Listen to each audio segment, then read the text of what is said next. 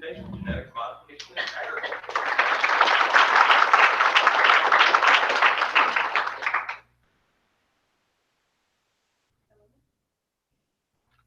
Can everybody hear me? So we did our presentation on the genetic modification in agriculture. So, introduction. Genetic modification for agriculture is surrounding the fact that there are different problems in our environment that we need to work with to bring food to our table. The changing environments and population growth and drought and sustainability that we are having is a major problem in our world today, and it's going to be seen a lot more in the next generations to come. As a way to change this, we are trying to campaign and work our way to make sure people are better aware about what is going into your food as new technology is coming out to help take these problems. Unfortunately, the next person was supposed to go is not here today, so I'm going to be making part. Today, I will be talking about some of the current and previous attempts to label genetically modified organisms. One of the most well-known attempts is the GE Right to Know Act. This act stated that all GMO products should be regulated and labeled before distribution, but it did not make it past the committee stage due to the lack of support. There has also been some attempts to label GMOs on a state level in places such as California and Washington State, but they have failed as well. While there are some current actions in place, they are not too specific. An example of this is the Safe Food and Labeling Act of 2015. This act only requires a GMO food to be labeled if there is a material difference between the original food and its GMO counterpart. The issue with this is that there are defined guidelines as to what is a material difference. In principle, this act is very similar to the previous one, except that it's more specific with its guidelines. The act allows for the FDA to regulate adulterated foods, which is defined by the FDA as food containing any poisonous or deleterious substance that may render it deleterious to health. Overall, this act prohibits the sale of adulterated or misbranded foods. For example, a company can't label a product saying it is great for your health when in reality it is causing for your intestines to deteriorate slowly over time.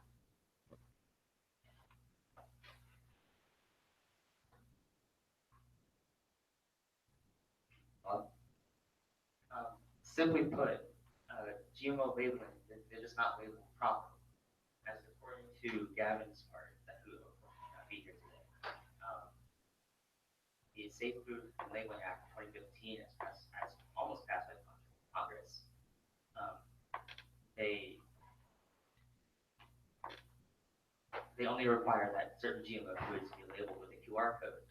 Now, according to the University of Pennsylvania, only 15% of Americans actually use their phones to scan QR codes in grocery stores. That's just simply not enough. This is an issue because for GMO foods, consumers just have a right to know. According to the USDA, farmers in America report that over 90% of their crop food plant, including corn, soybeans, and cotton, are genetically modified in some way. Consumers have a right to know what modifications have been done to their food, whether it's that they're vitamin enhanced, like in the case of golden rice, which is enhanced in terms of vitamin A, or in the case of the flavor saver tomato in the 1990s, which was genetically modified to increase lifespan by up to 2 weeks, and herbicide resistance and insecticide resistance in the case of corn and other agricultural crops. The solution to this issue would just be to add a friendly description to every consumer, one that it doesn't include QR code, and one that just states in English that this food is genetically modified. It would include what specific modifications have been done to the food, and also what hormones have been used, like the steroid-induced growth hormone used on cattle since the 1950s.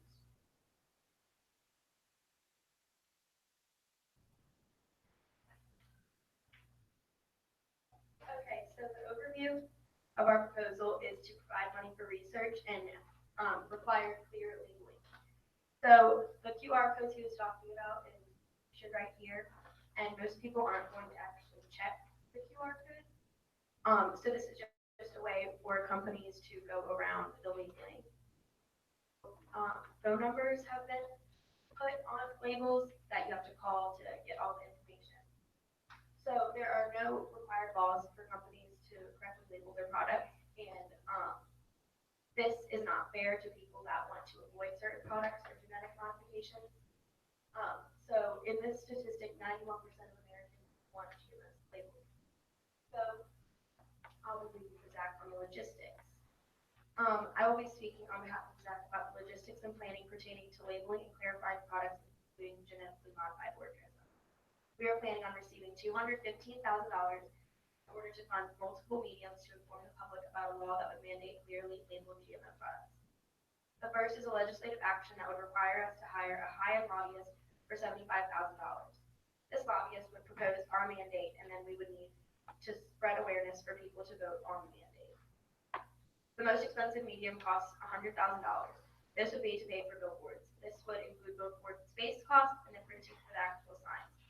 Billboards, despite seeming obsolete in the world of advertising, can cater to those who do not use social media or the internet on a regular basis. According to a study done by Forbes Marketing, the average American will spend almost 3 hours each day on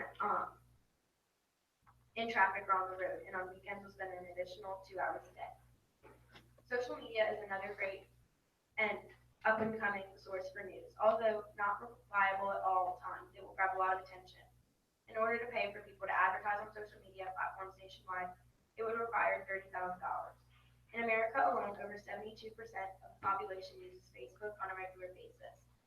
The last and probably least to be thought of is the radio. Although radio advertising is regularly inexpensive at $10,000, it keeps a big impact on the American people. Almost 93% of people listen to the radio.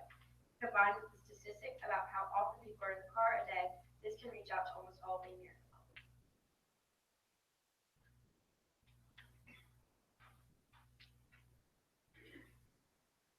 In conclusion, we would use our funding to spread the word about GMOs as well as to hire a lobbyist to get the legislation passed through Congress and otherwise. Why should you fund us? Because if GMOs are properly labeled, then we know what's going into our food, and our food is what we put in our body to make it work. And what's more important to us than our bodies these days?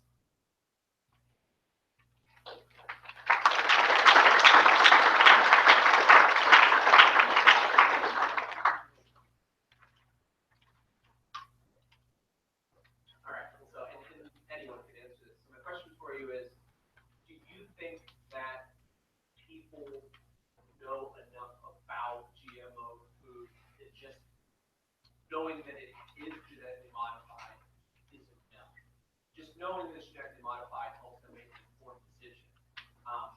Do you feel that the public already has enough education on that to make an informed decision? Just, and this is not right.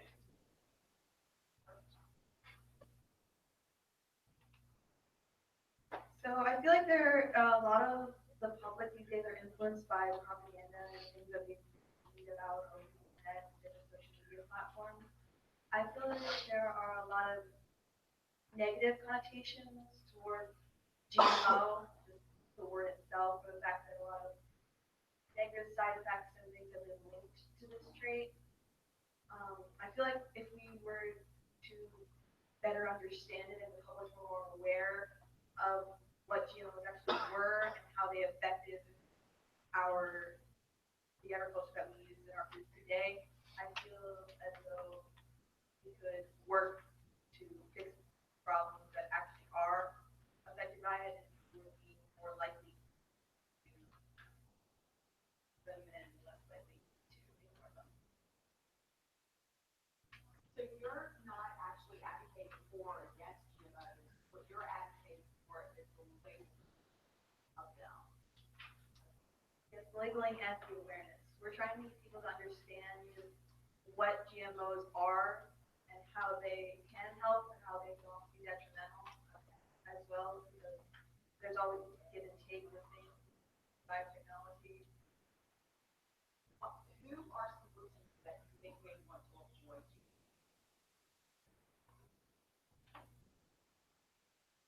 What types?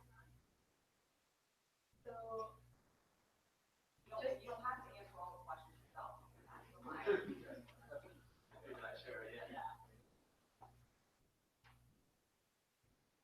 People who would probably want to avoid GMOs would include the people who prefer organic foods and those who may have some health risks that a GMO that may be beneficial in the normal population could trigger.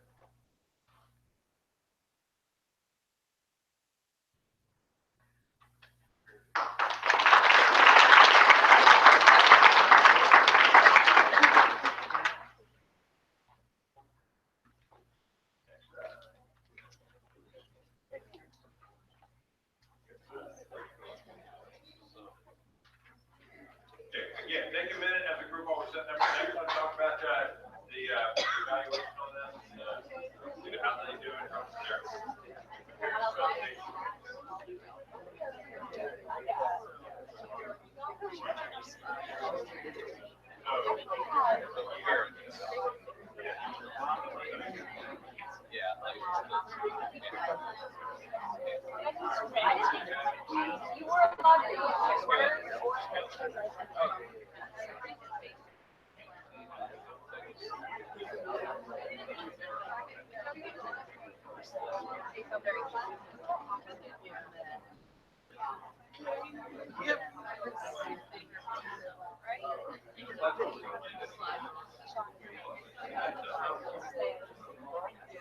It didn't come out. Yeah, no. I told the Alice. I was upset. I was upset. I woke up this morning. I Googled it and everything. It's worth the wait. So bad. So that's gonna be the highlight of my day. Jones.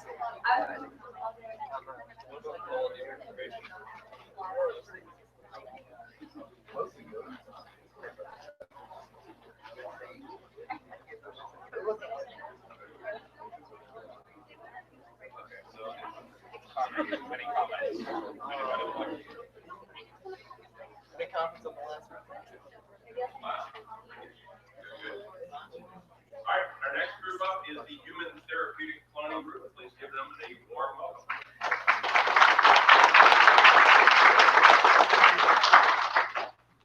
Hello, and welcome to our Funding Our Future grant proposal. I'm Toby.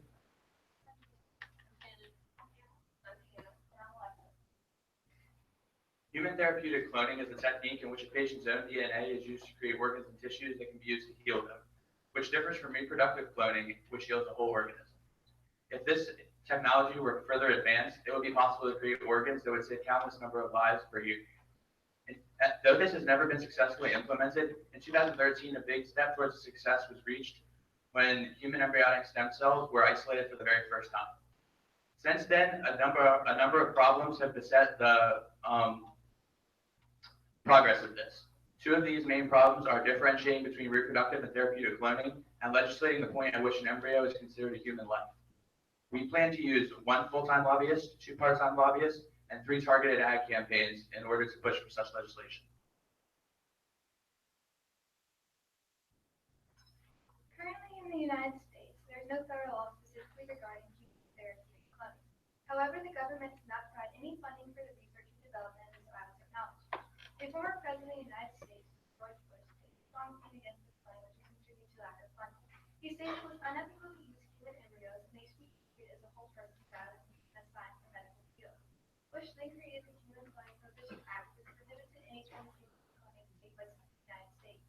Congress, however, rejected the act and no form of cloning became illegal. But despite Congress rejecting the act, many people still have concerns over human therapeutic cloning. The use and research involving human embryos can also lead to exposure. And most of the clothing that was seen came from people's personal or religious beliefs about when our life began. Most of them agreed with the former president that the human embryos be treated as whole people rather than medical options. Without this, large groups of people are the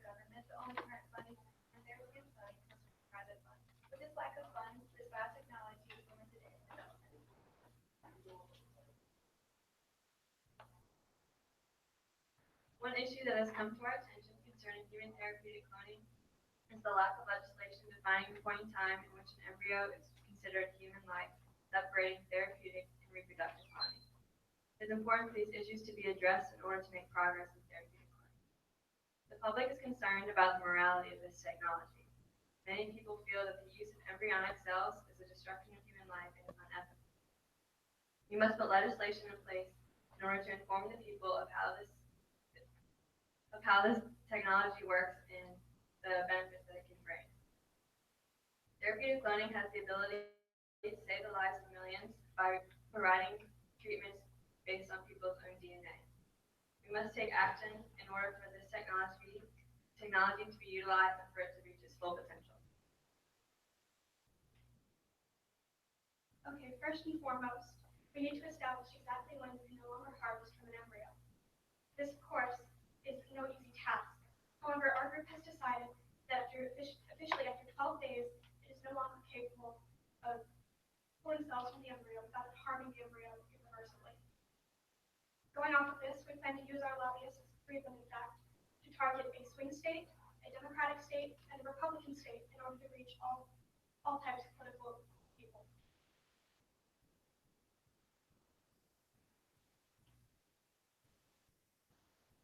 To carry out our project, we plan to hire lobbyists, 2 part-time and 1 full-time.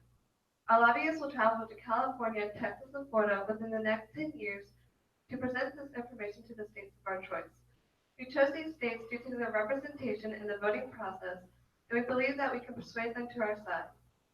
As far as promoting our idea, we want to create printed advertisements and surveys to expand upon the information within these states. Just these 2 promotions alone, we will need about $95,000. Yes, this may seem like a lot to promote our idea, but we know it will be worth it. In total, including the wages of our lobbyists and their travel expenses, we'll need about $226,000.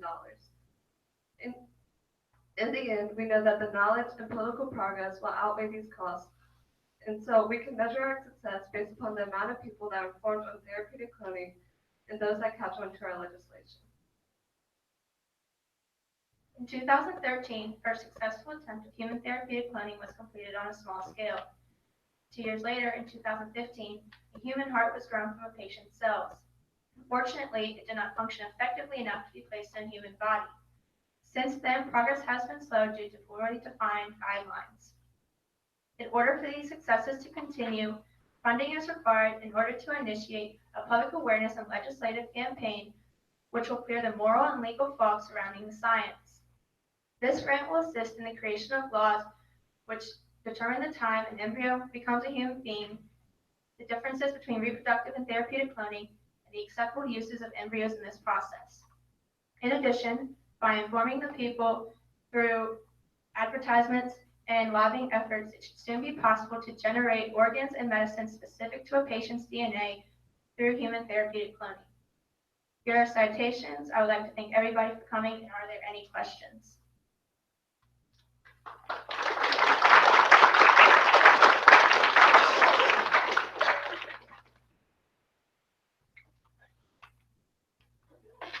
When you said something about after 12 weeks, you can't remove any more cells from the embryo, can you expand over 12-day limitation actually?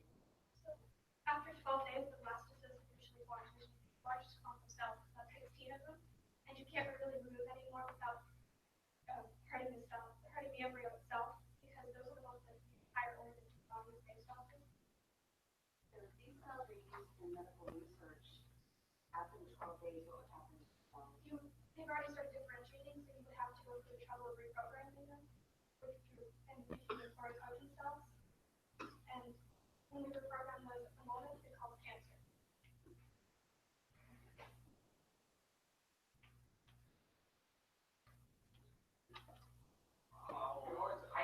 I kind of do.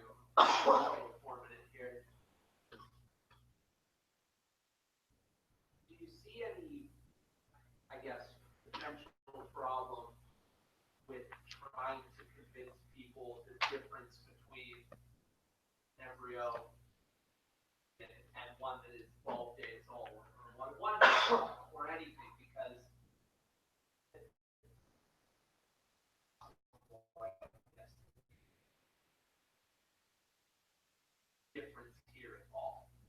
I know that use of embryos, things like that, a lot of people have a stance they take without knowing really all the stuff going on anyway. I guess you feel like people would be capable of sort of making that distinction because we're still banking this on adult days, any other type of embryo. Plan is that we'll give them all the facts they need and hopefully make the correct educated decision. I mean, there's no right or wrong here. We have no plan to change that, but there's a certain point where you have to draw the line. Like this can do a lot of good for a lot of people.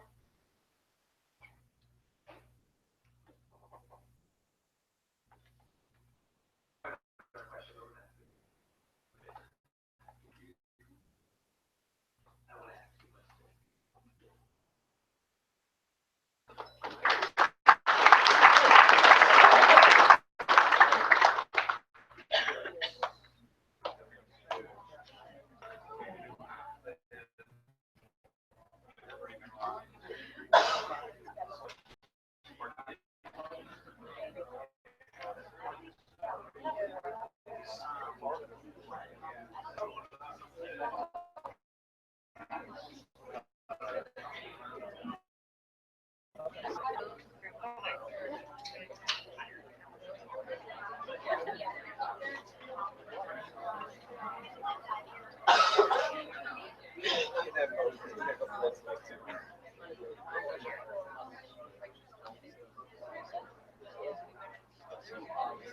That's what we're not. The limited previously, it was small.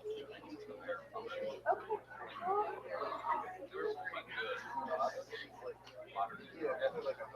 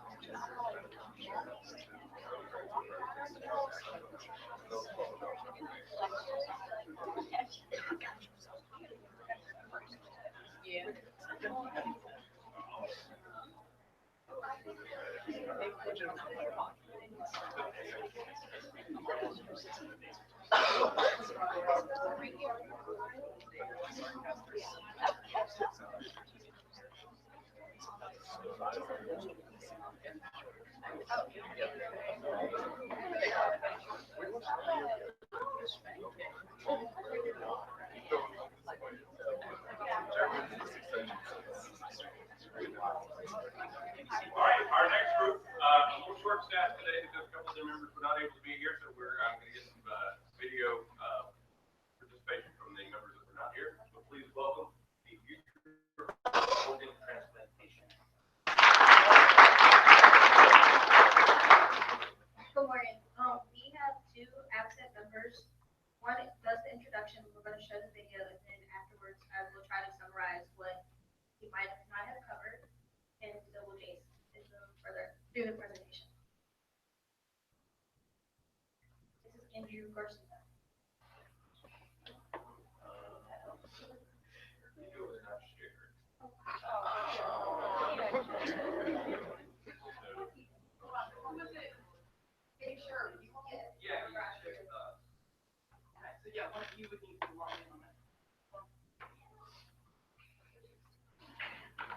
Just take a brief time out.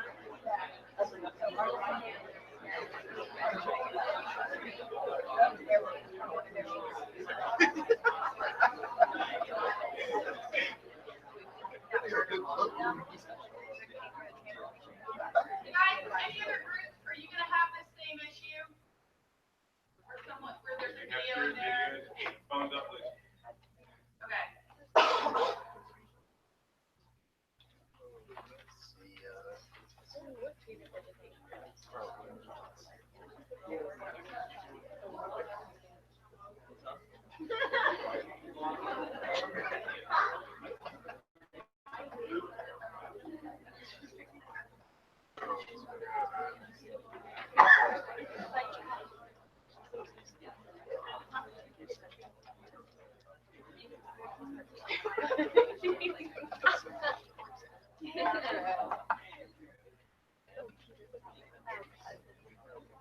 least it's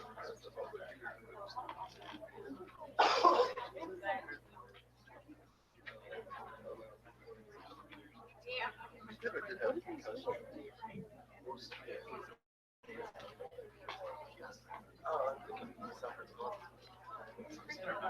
Yeah.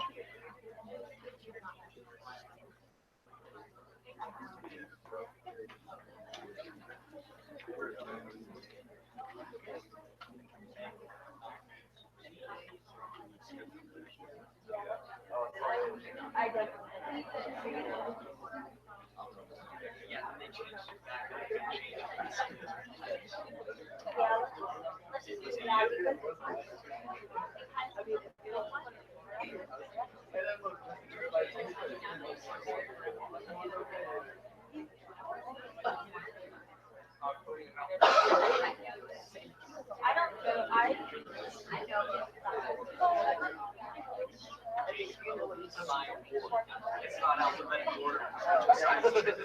She just like.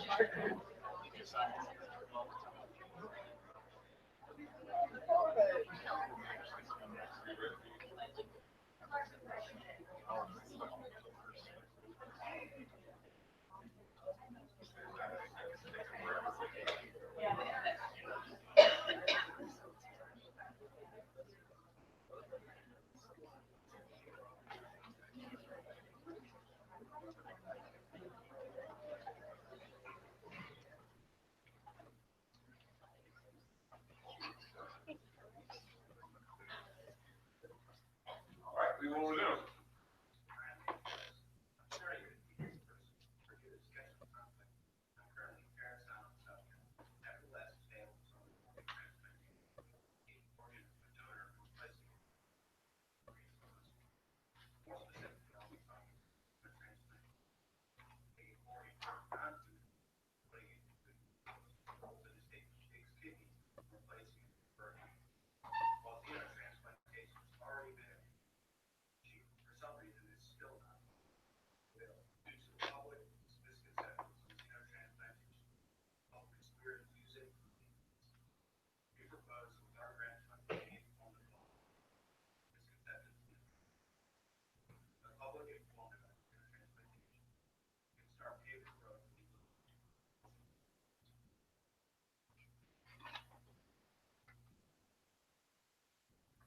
So an overview of what Andrew said, in case it was not heard, we're talking about funding xenotransplantation, which is just another way to help out with organ shortage. Because there's organ shortages, we are trying to find a new innovative way to help out with these organs.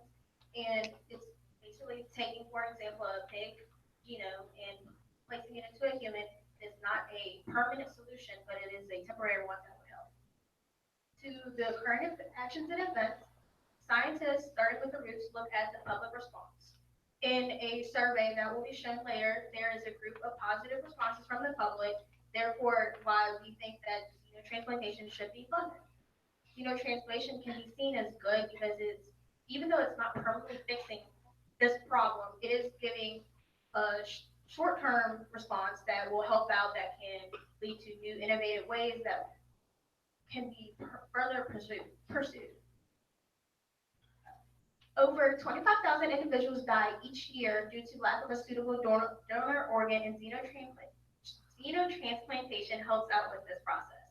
Even though it is not necessarily an organ that is being transplanted into the human from, say, a pig, it is a part of that pig that, because there's DNA equality, it's able to be done. This is the chart that shows among the survey that there are patients from dialysis, type 1 diabetes, that took the risk of doing xenotransplantation to give themselves a longer time span of being able to fix their problem or even finding a donor organ because they're in such a shortage. Currently, xenotransplantation is actually a very successful process. Many xenotransplantations are worked out very well. The problem is many people have misconceptions about it, such as with the treatment of animals, the diseases maybe that are undetected in animals because they're unaffected by it, but would affect humans, and by DNA crossing over from the cells in the organ that's transplanted. Currently, many people are not accepting these organs because of these misconceptions. And if we were able to reduce these misconceptions, xenotransplantation would take off and become a very successful business or procedure. Many of the ways we could fix this is just educating the public, such as DNA crossing over is one of the biggest fears. And that is just, it's not even true. There's no way for the DNA from the pig organ to enter you and change your DNA or whatever. And actually, many of these animals are treated well because they are trying to make the organs usable by humans. And the final problem with diseases, many of these actually haven't occurred, but with just doing a lot of xenotransplantations, we can prove that these diseases do not exist that are the people are afraid of. Okay, so the overview is we're going to educate the general public of the misconceptions. We're going to do this through working with the AOPO, which is the Association of Organ Procurement Organizations. It's basically a larger group of smaller state level organizations that find through research new ways to deal with shortages and organ transplantation. And they educate people on those.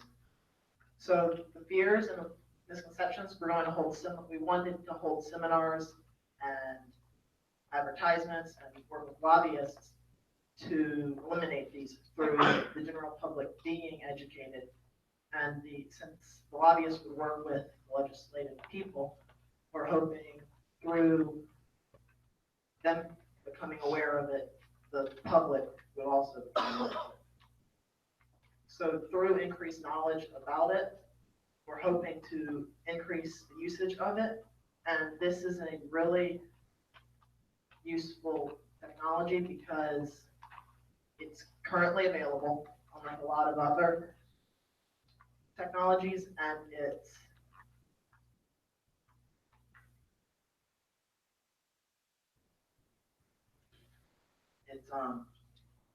actually works. So I'm going to try to fill in for Peter. So we're going to use about 15,000 to print. We're going to have 50,000 for advertising, 75,000 for lobbying, 10,000 for surveying, 75,000 for employees, 20,000 for the travel. So we're going to have 10 different events or whatever, 2,000 per getting everything we need there. And then we had 245,000, so we're going to give 5,000 to the AOPO so that they will help us get the message out there.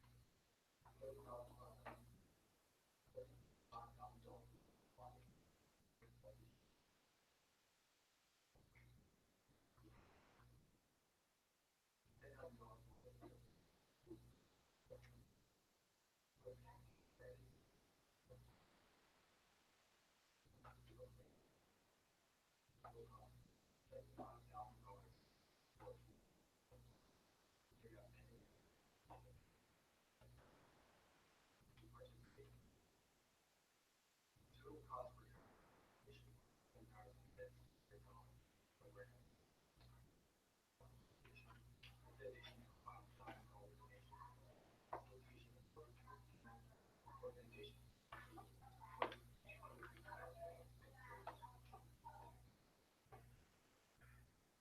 Okay, so this is a chart, and it basically shows how we're going to want to distribute the budget we have to everything that we needed for this.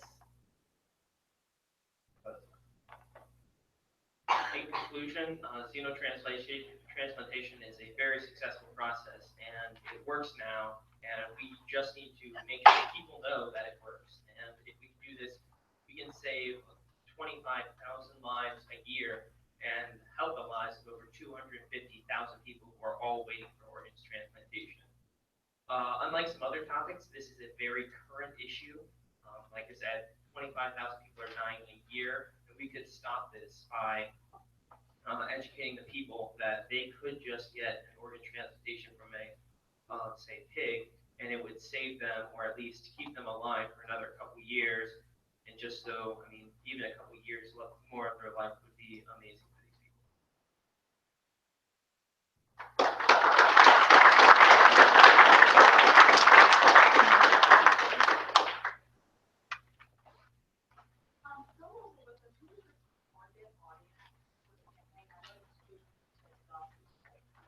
It's just the general public, because I mean, many people, when they hear getting an organ from a pig, they're gonna think, "Whoa, these people, this pig is gonna, my baby's gonna have a pig head because I got this organ from a pig." That's a lot of what people thought, and so they were afraid of this. And that's like the DNA crossing over thing. Other people think they're gonna get some crazy cow disease or something like that.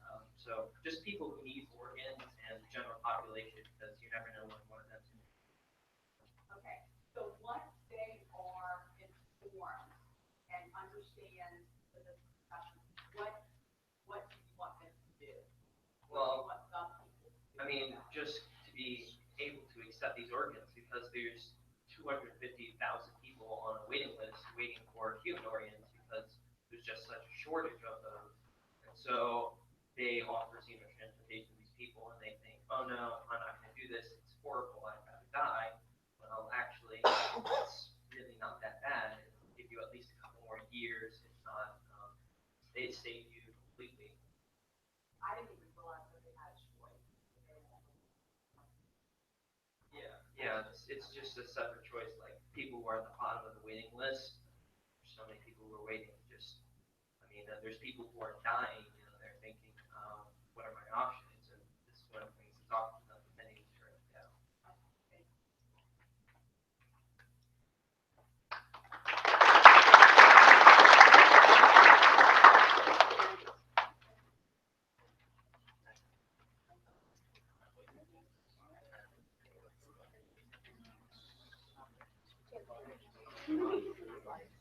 Take a brief stand-up break after this presentation.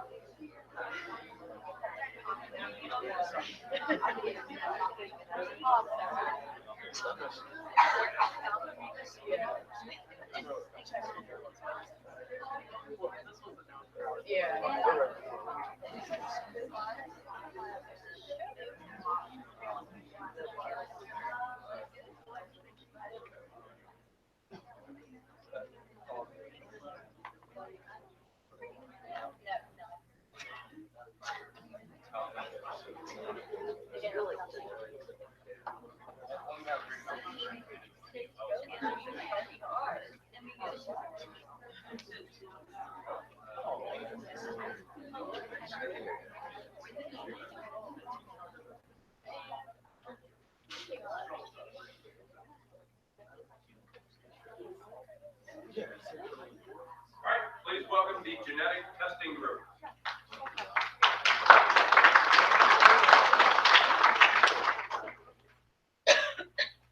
Our group has genetic testing. My name is Kendall.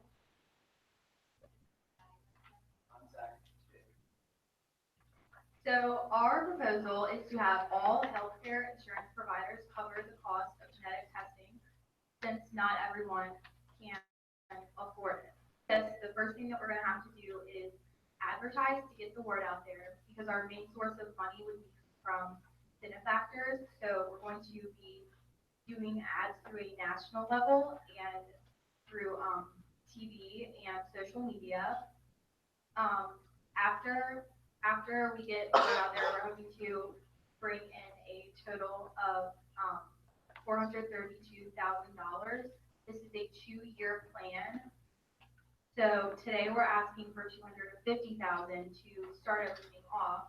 This is a really important topic today because it's taking your past, where you can find out things like your culture and hereditary information, and showing you who you are today, and then giving you future information about potential life-threatening diseases that you can have, so you can start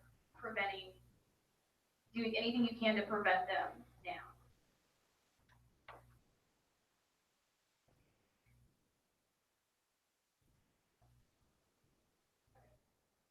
So in 2008, a law was passed called the Genetic Information Non-Discrimination, also known as GINA, and it was signed by George W. Bush. This prevented anyone from discriminating based on someone's genetic information. It was mainly because it didn't want employers, turning down potential employees because of something that they could potentially have based on genetic information. It was also because they didn't want people like insurers turning down coverage because they wouldn't want them covered by that. Currently, though, we have a new bill that's trying to be passed, and it's called the Preserving Employee Wellness Program Act. Now, before, your employer could not just take the genetic information; they weren't allowed to do it. Now, they can have it with your consent, of course. They can have your genetic information, but only so that they can improve on the wellness program that they offer. So we believe that genetic one and two many reasons. For starters, with access to the genetic code, you are able to see any diseases that you may have or will have in the future. And with that information, we can start treatment earlier, which can lessen acute prevent and higher life-saving. And it's also important for lifestyle change. For example, a person is tested for diabetes and they come out, they're probably going to have it later. They can eat healthier, exercise more, to kind of prevent this from coming on later. I believe that insurance should cover this because with like the knowledge of the diseases that we have, it can be life-saving for our lives.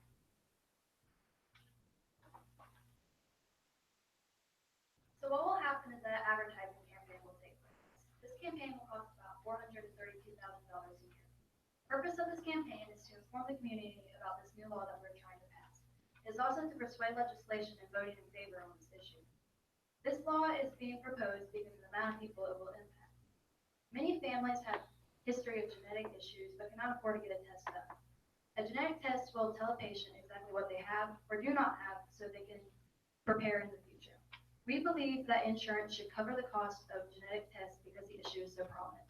We were originally going to fund at the state level because of budget costs, but then decided it'd be more beneficial to take it to the national level. So in order for this plan to work, we are going to need multiple different employees from multiple different backgrounds in order for this plan to work in a fully functional way.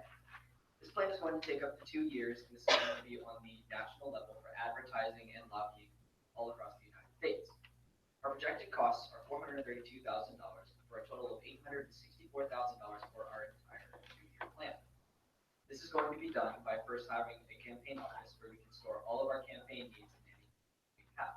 This will require an office manager and publicist to be able to run this functionally. We are then going to need a printing campaign for the national level so that the public is able to learn about our topic and see what our problems are. We then are going to need a national TV campaign, which will get reach to more people since thousands of Americans use television for at least an hour every single day. We are then going to have social media campaigns because this is now one of the largest ways that we will have information given to other people because everyone uses social media nowadays.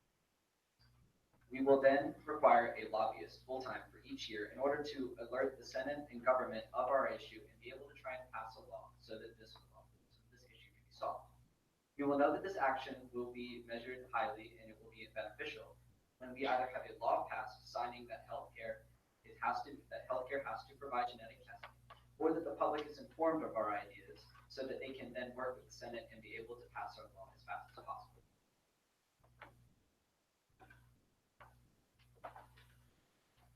In conclusion, we believe that with all the grant that we could be receiving, we can make the entire American population, and any person has the ability to do their own genetic code and be able to know if they are susceptible to some diseases that possibly be life-changing when having this said.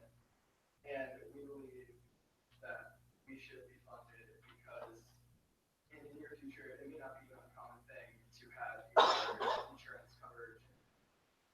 That could honestly be for everyone.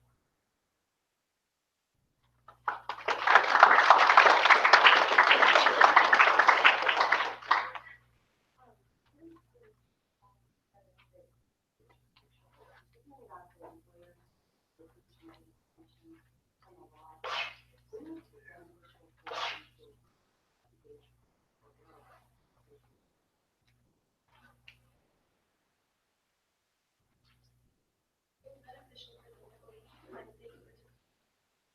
and the point of the employer having genetic information is so that they can look for things they have to help benefit that person. So it would be beneficial for them because they would have to customize their.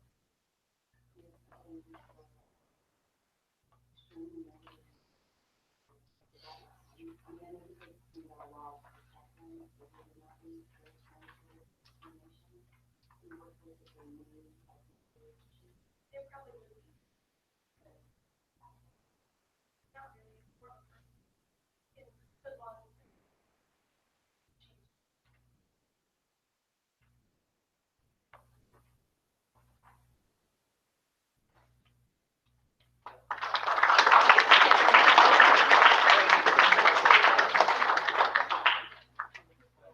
All right, guys, we're gonna take about a 5-minute max stand-up break. Restrooms, as you know, are out here. In a moment, we'll stand up. During 5 minutes, you stand here for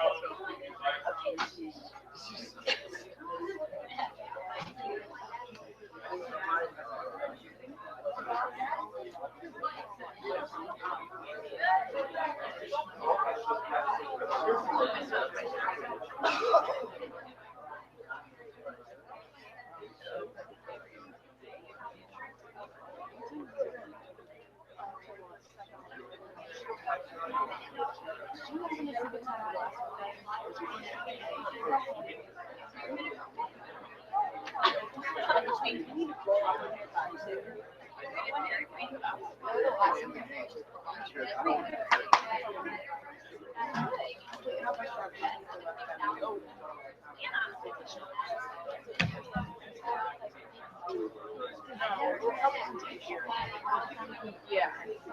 Probably get there 2:30 and then leave there.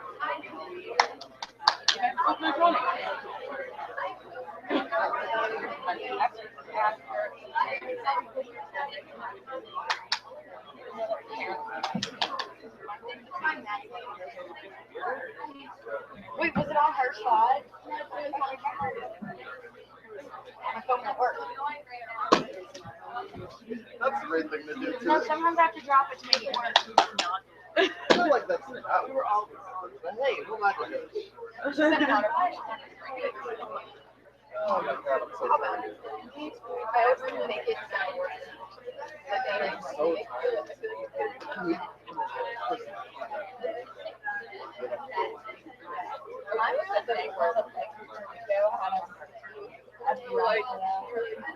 Hold on, who's this person? Anna. Yeah,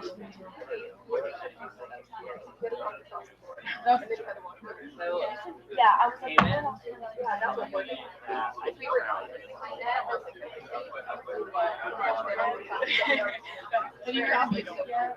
yeah. They are like friendly of the race yeah, my for like I like on the road to be like that.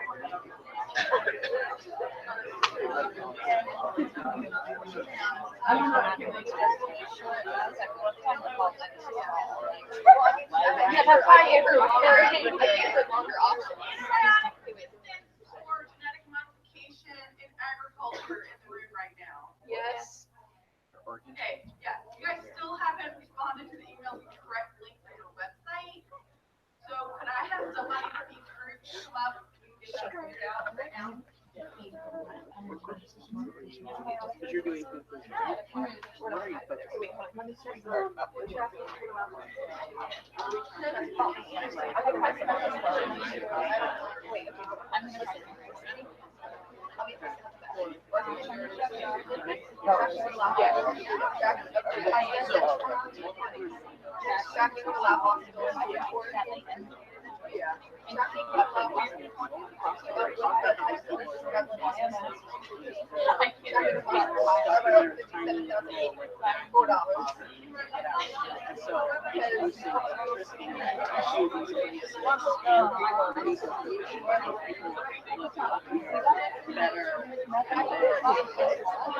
Economically and medically. Then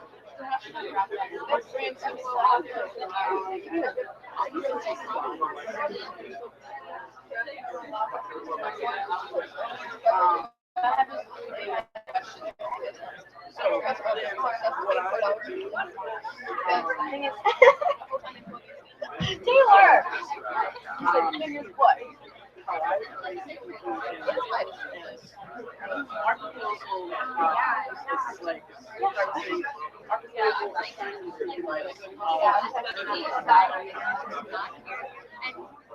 our plan is to serve as a model, you know, other people develop or, you know, under our plan is a model for other government. All right, 30 seconds, guys. And then,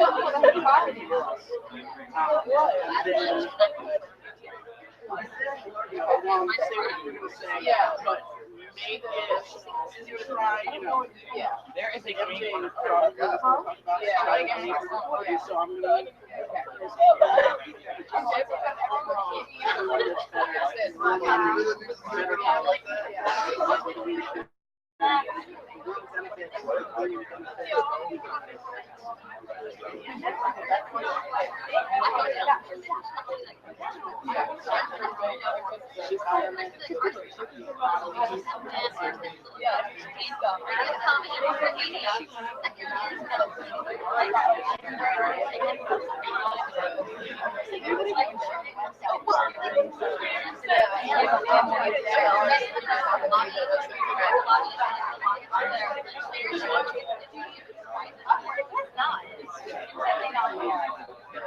It makes you talk like slower than you normally would.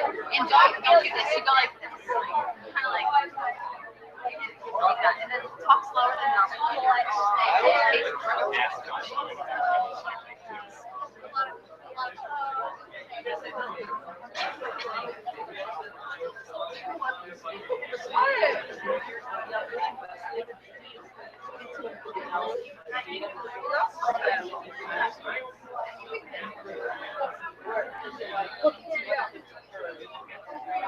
Everybody, let's go back to your seats, please.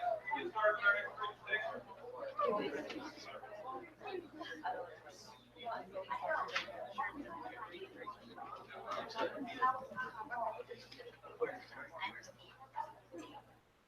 Okay, Sam.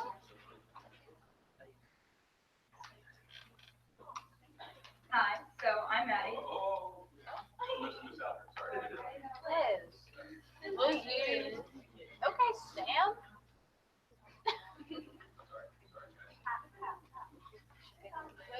Liz.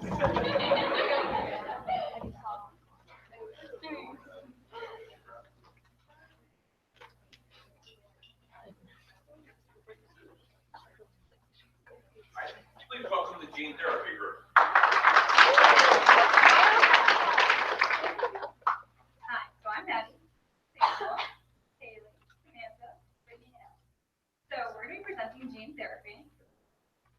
And gene therapy is when you alter the DNA of a gene in order to either fix it, which cases such as by the genetic diseases, or whether you can use it in order to make it accessible to drugs such as cancer cells. You can take cancer cells and make the DNA more susceptible to drugs in order to cure it.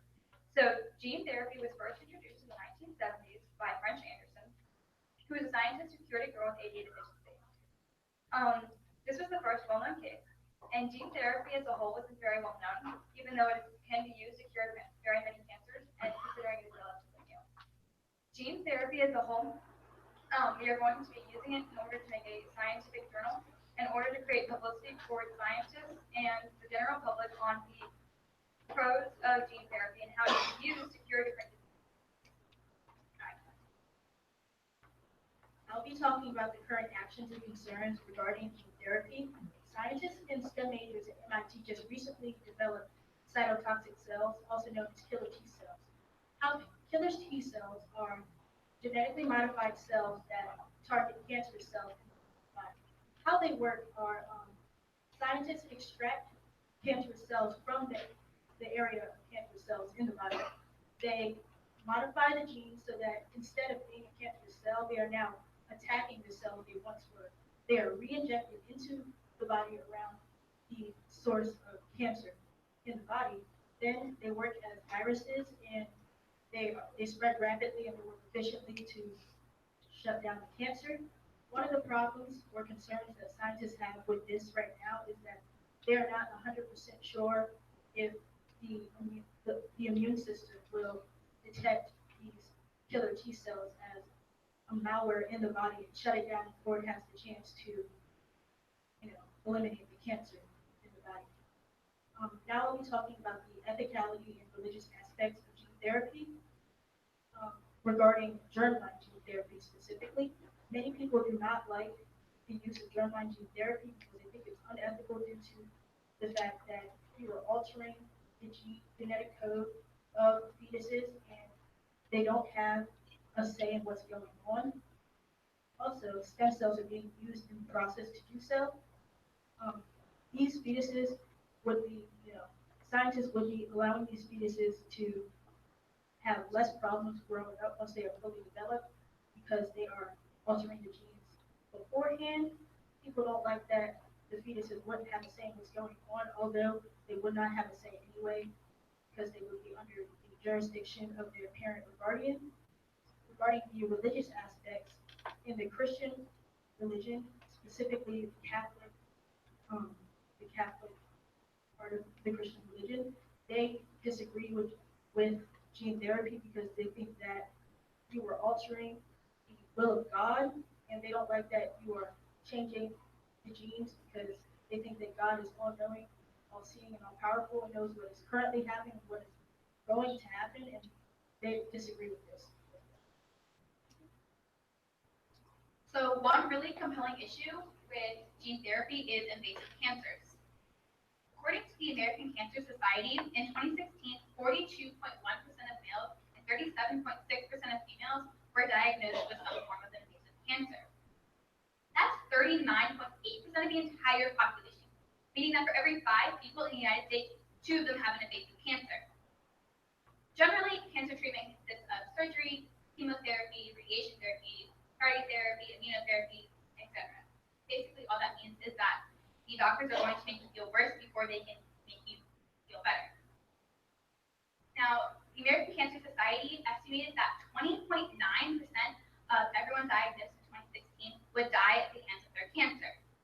However, with the use of gene therapy, they lower that number to a whopping 10.2%, cutting your chances of dying due to your cancer in half. In 2006, the company Clinical Medicine and Research published a scientific journal that talked all about gene therapy and its incredible effects on invasive cancers. In the article, it mentioned that by a scientist or doctor changing and altering your genes, your DNA, there is changing and remapping the life that your future children will have. We're in AP biology. We all know what meiosis is and genetics are and theory of inheritance. So what would happen what would happen to the future children of a young girl, say our age, who had breast cancer? What if we cured her with genetic therapy, and we changed her DNA to kill those cancer cells? What would happen to her children's cells? new cancer-free genes. They would get her cancer-free genes. Because we genetically altered her genes to kill those cancer cells, those genes will be passed on to her offspring and to her children. And thanks to clinical medicine and research, we know that this is a fact. Because of that advertisement and that publication,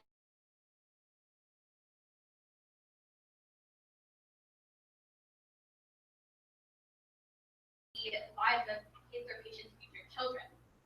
And without that publication, no one would have taken that step to take place in clinical trials and attempt this. And no one would have taken it to the other side. The other side where cancer no longer exists. So, as you may know, our general plan is to spread awareness about gene therapy. And we would like to do that by promoting research of the long effects and the longevity of gene therapy treatments on diseases such as ADA deficiency, cystic fibrosis, cancer, and other genetic diseases such as Huntington's disease. More specifically, we would like to publish a scientific journal be available to the public along with other scientists so they can add to it or gain more knowledge from it. This is important to do because if we spread awareness about gene therapy, it would help it become more widespread and also less expensive because the more people that know about gene therapy, the more people that utilize it. Because the people in the public know about it and they are in need of treatment, such as things for ADA deficiency that can already be treated and cured due to gene therapy. They will utilize it and therefore it becomes more widespread and more widespread becomes less expensive. These ideas are feasible because there's already research going on for gene therapy, so we would only have to add to this research and continue it. And also, the scientific journal would help so many people because it would just be available to the public, which would allow them to get cured or treated from it. And also, both of these components fit into our budget very well. As stated previously, we would like to continue research and publish a scientific journal. We would like to hire a full-time researcher and a part-time publicist. And the entire cost of everything we would like to do only comes to about $188,000. To hire the full-time researcher is $100,000 and the part-time publicist is only $30,000. We would like to run a lab to carry out our research, which is $25,000. To advertise on social media is $30,000. And traveling to other countries to get our information out there is $3,000. We would measure this by checking up on the CDC's statistics on cancer and how many people actually have been dying of cancer, and hopefully that will be brought down. Surveying the public on their opinions and the ethicality on gene therapy, and to keep a watch on other countries' legislation and how they are dealing with gene therapy. In conclusion, gene therapy is a very, gene therapy shows a lot of promise. Through trial, error, and successes, gene therapy has progressed significantly since it first started in the 1970s to today. As stated earlier, gene therapy has the potential to lower deaths of invasive cancer by half, making it well worth the research. And it's not just cancer either. Gene therapy also has the possibility to help those suffering from ADA deficiencies, cystic fibrosis, and Huntington's disease, and help them lead normal lives. Scientists are already working on ways to make gene therapy a much more accurate source of treatment through the research done on longevity of the effects. So gene therapy is very important, and through research done and scientific journals made public to the scientific community and the general community, genetic therapy will become much more accepted and much more and gene therapy will become people will become much more aware of gene therapy. Therefore, people over time, as it gets more popular, it will become less expensive and more people done on them rather than just not being able to pay for it at first start. Our proposal on gene therapy should be funded to help those suffering.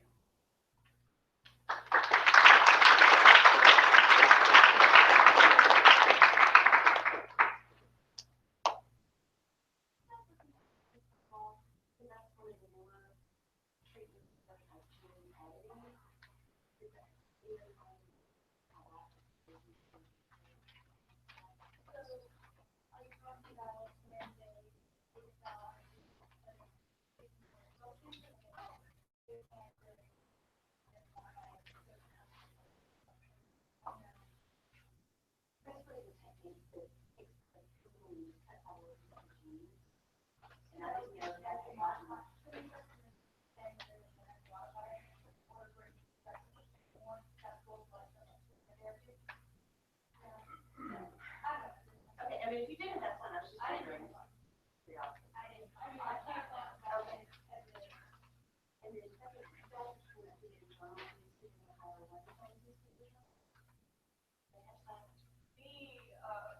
Our plan is for the scientific journal to be open to any scientist doing research on gene therapy, so we can just get a collective scientific journal, just gene therapy, so anyone learn from it.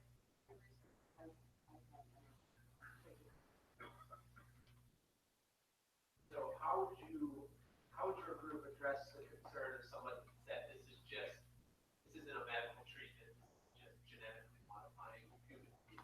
How would you respond to that? Is that true? Is it just genetically modifying human beings, or is this something different? Well, if you think about it, we all evolved to react differently. We're all different. And if you have evolved and you inherited genes that are cancerous, so talking about cancer, if you've inherited genes, that's not something that we were meant to have as a disorder or disease that will kill you potentially. And I see it as if I fix that, if scientists fix that and cure your cancer and take that cancer out of your body, they're giving you a better life to live. Yeah. Okay. What's the name of your journal? Are you gonna call your journal?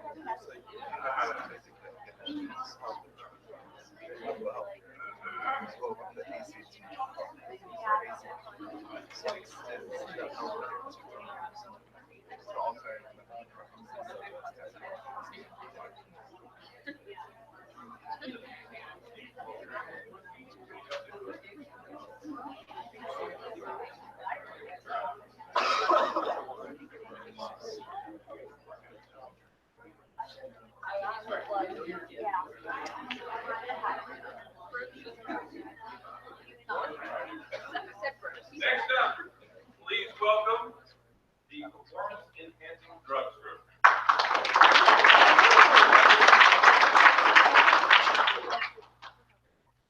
Performance enhancing drugs are any substance that is used to improve some aspect of someone's performance.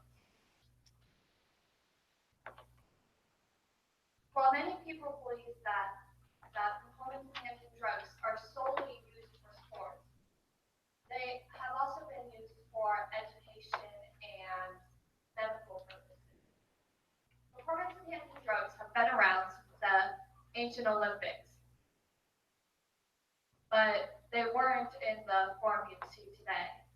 And since that stopped, the use of performance-enhancing drugs have decreased dramatically. But once the modern Olympics started back up, the use of performance-enhancing drugs skyrocketed. And this is when you would start to see the performance-enhancing drugs you would think of today, such as steroids. So this would be our logo for our program, Performance-Enhancing Drugs Education, or PD. This program is going to be focusing on educating high school students about the negative effects of performance-enhancing drugs, and our hope is that this will decrease the usage.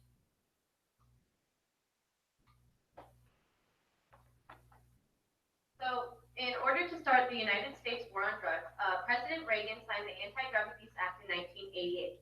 However, this wasn't the start of the war on the drugs. 20 years previously, in 1968, the International Olympic Committee decided to start drug testing athletes to see if they would test positive for performance-enhancing drugs, which then led to the first athlete being stripped of an Olympic medal in October of the same year.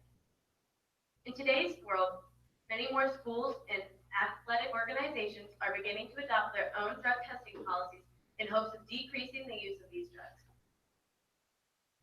While many people pay attention to the unfair use of performance-enhancing drugs in the world of athletics, not so many people pay attention to it in the world of academics. It is unfair for someone to take a performance-enhancing drug to gain an advantage in a game, match, or meet. Whereas in academics, it is also the same, and both of these are equally harmful. In academics, there are more white students in college than African American students, but there are also more white students who use these performance-enhancing drugs than African American students, which goes to show that this is cheating someone out of their college spot. Okay, so I'm sure you all know what performance-enhancing drugs are, but you probably don't know their effects.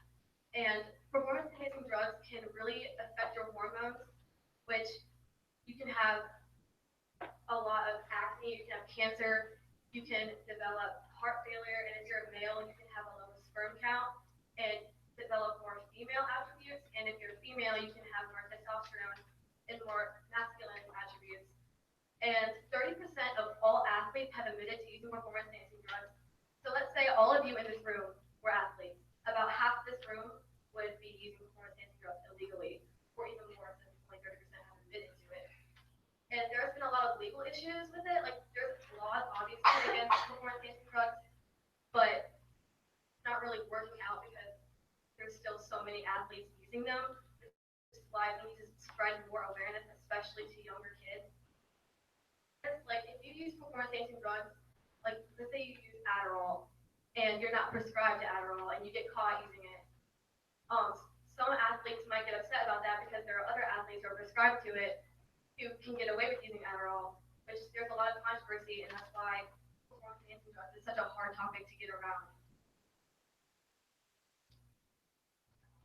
So our proposal will be focused on education for the most part, of informing people who are misinformed about enhancing drugs. So first, we will be doing this by advertising and campaigning. So say you're driving down the highway, you see a big billboard, it'll catch your attention. Next, YouTube ads and social media accounts. And usually there's an ad at the beginning of the video. And if there's an ad about performance-enhancing drugs, then that would catch someone's attention.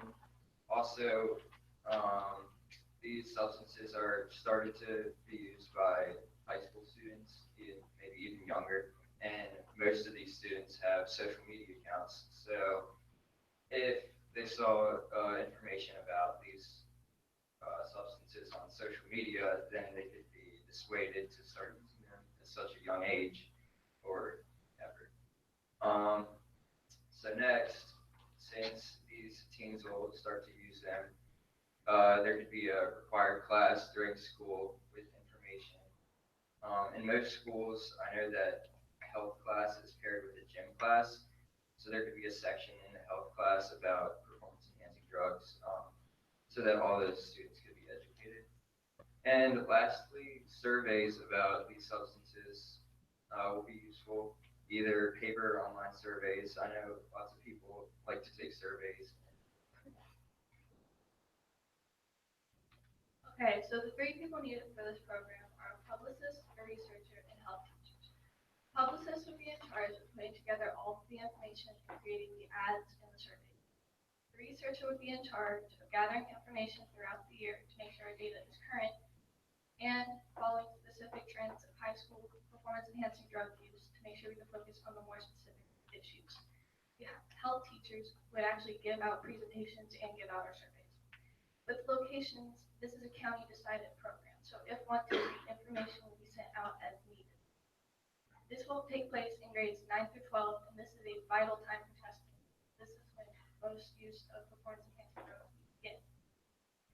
With our surveys, we can find out similar information to this picture that shows a study done at Stanford University on the use of performance-enhancing drugs in academics. With similar survey questions, we can find out information such as 45% of students that responded to the survey have admitted to knowing someone that has used performance-enhancing drugs to help them focus. This is happening on the college level, though, but it's also happening in high school. But there's no testing for academics, and if there is any testing at all, it's only for sports. So with our program, we would not only focus on the sports, but also on the academics. And we can find out this information on a national level because all the information is sent out by email. With this impact, we want to decrease the use of performance-enhancing drugs and increase the knowledge about them. If we were to start early enough, we could decrease future use of them. With this graph, we see that it is a test done in Britain in 2017 about doping in amateur sports. We can see that there is always one group that has the highest percentage. This group is always the youngest. It is the ages 18 to 34, which is the end of high school, all throughout college, and so on. If we were to start informing them now, we would not only lower the percentages of this test, but many other tests to come. We plan to spend $230,000 on this program. It will take $30,000 in advertising, $10,000 in surveys, $30,000 on a part-time publicist, $100,000 on a full-time researcher, and we plan to donate $60,000 United States Anti-Doping Agency, an organization that works to promote anti-doping and prevention of performance-enhancing drugs. All in all, we only ask that you give us $240,000 we need to start this program up, and also your own support. These dangers for our children and our athletes are much higher than the benefits they will get. And if we teach them about them while they're still young, they will learn that it's not only the illegal drugs that are the dangerous ones. And by learning this, they will also figure out the different symptoms of them all, and that it's really just not worth the effort.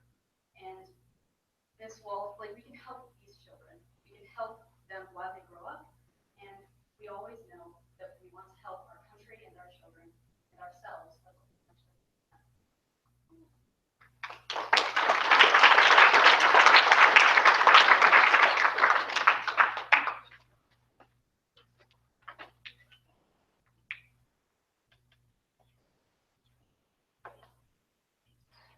So, do you think that education, that more knowledge about the risks, do you think that's a big enough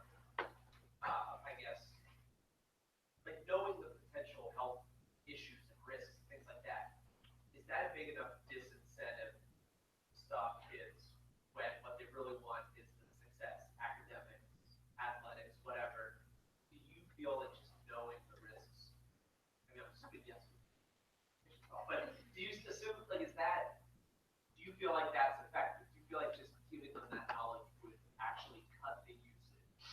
Like, is the problem that people just don't know? Or is the problem that people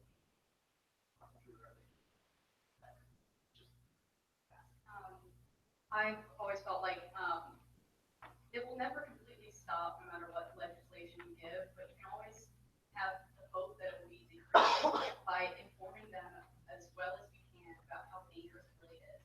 Because a lot of people that use them don't know all of the things that can happen. They focus on what's good about them, and what can actually hurt them isn't so much really realized. So it's pushed to that. Adding to that, I think that teaching the kids the consequences of using performance enhancing drugs will also help them not use them as much because, yeah, they know the effects of it, but if they know that they'll get like serious trouble with the law and their sports or school, then that might also help prevent the usage of it.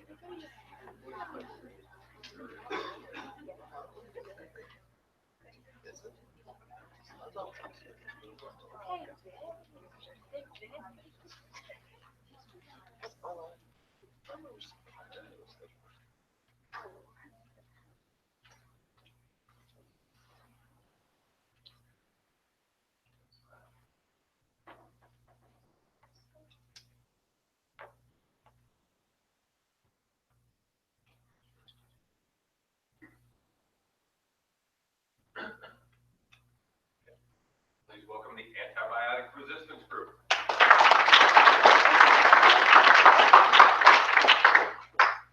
Good morning, everyone. I'm Megan Hall. And today we're going to talk about combating antibiotic resistance. So, a few years ago, my family and I were going on a family vacation. About 2 weeks before, my sister started feeling a little sick. You know the feeling? Sore throat, a little bit of a low-grade fever. She started getting strep throat. So my mom took her into the doctor's office, said, give her the antibiotic. She gets it every year, just give her the antibiotic and we'll be on our way. We'll be totally fine. So after 20 minutes with the prescription in hand and after taking it for a few days, my sister takes the antibiotic and feels completely fine, like nothing even happened. You can probably relate to the situation if you have ever had strep throat, pneumonia, or any other bacterial infection for which an antibiotic is used. But we are taking this feeling for granted because in a projected 33 years, the probability of you being able to go to the doctor's office, get an antibiotic prescription, and be cured by it are relatively low. The CDC reported that by the year 2050, we will be living in a post-antibiotic era in which antibiotics will no longer be useful. This is because we have abused the power of the antibiotic and the bacteria within us have become resistant to the antibiotics we are receiving. In fact, we are already living in a post-antibiotic era. 2 million people were reported by the CDC in 2013 to be affected by antibiotic resistance, and 23,000 people lost their lives because of it. To put that in perspective, that's around the population size of Newtown. So we really need to figure out what this problem really comes from, and it really starts within hospitals with overprescription. Overprescription is what our stewardship program addresses directly and immediately.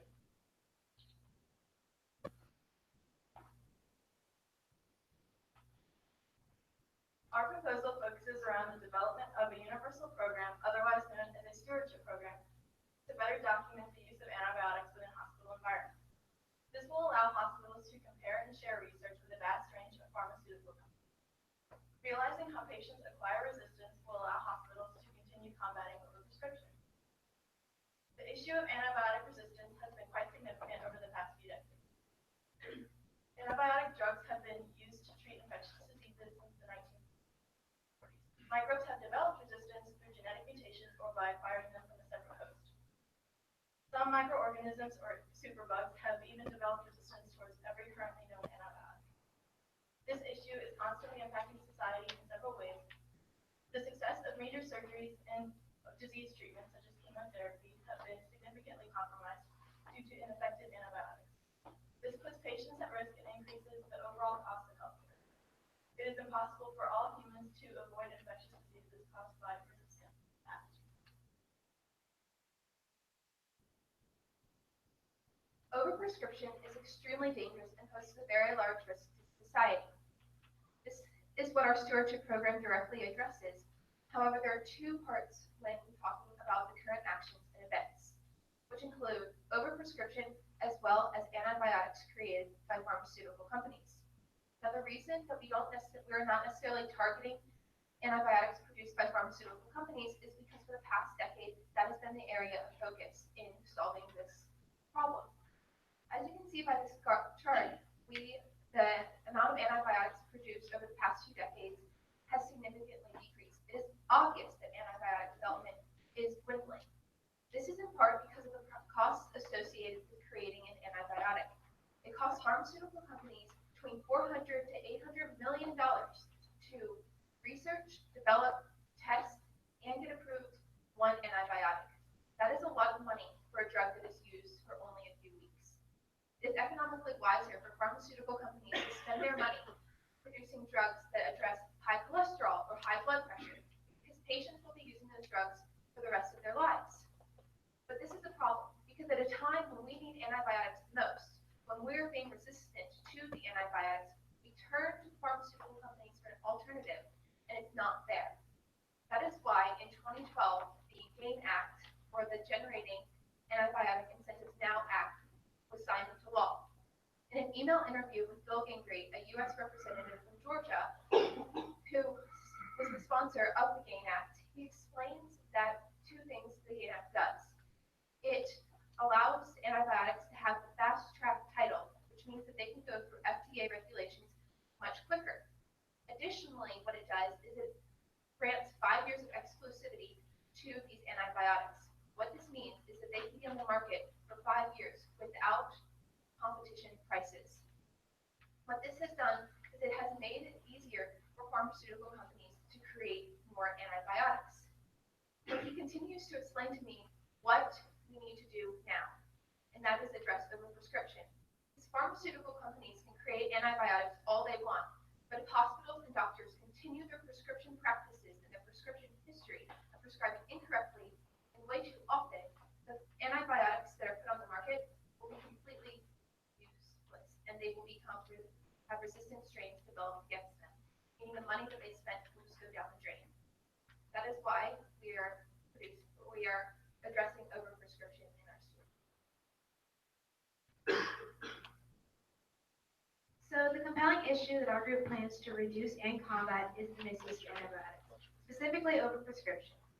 Overprescription causes bacteria to grow resistant at an alarming rate.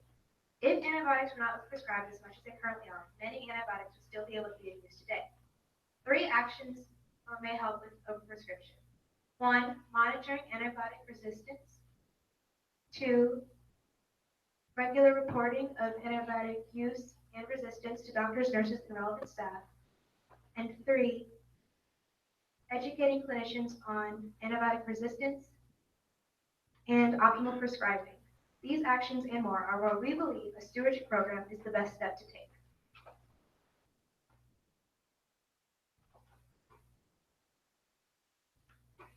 There are 4 components to this Universal Stewardship Program, which include tracking, pharmacist opinion, communicating with pharmaceutical companies, and lobbyists. Now, what this does is it addresses overprescription, and it starts with tracking, otherwise known as a monitoring system. What this does is we are placing a monitoring system within to each hospital in Virginia, and it requires them to document the patient, the antibiotic prescription used, the date, for how long it's used, and the results of the prescription, meaning whether or not it worked. What this does is pharmacists can now take this information and change the hospital's practices. So this brings us into our second point, which is pharmacist opinion or professional advice. What they can do now is they can go into the hospitals and they can say, hey, this hospital is kind of prescribing incorrectly and way too often. If you guys change your prescription practices, then you guys can save a lot of resources and prevent resistance. Next is pharmaceutical communicating research with pharmaceutical companies. What this does, as you've heard, research is very costly. What it does is it takes the information in hospitals and it allows the pharmaceutical companies to have another way to research. And it helps cut back on costs for pharmaceutical companies, and it allows for two-way communication so that pharmaceutical companies can report back their findings to hospitals and vice versa. And lastly, lobbyists. What we're having is 5 regional lobbyists to represent the hospitals within the 5 regions of Virginia. And what this does is it's not swaying legislators one way or another, because as you saw with the GAIN Act, it is a bipartisan effort. But what it's doing is it's prioritizing legislation addressing overprescription around the country. So what makes the Universal Stewardship Program different from other programs in the past is that in states, they have introduced a stewardship program, but it has been voluntary for hospitals. What this does is it means that the data collected is not as credible because hospitals can just voluntarily choose to be in this program, and it's not statewide. Additionally, this program is universal, meaning that each data point collected within the hospitals is the same.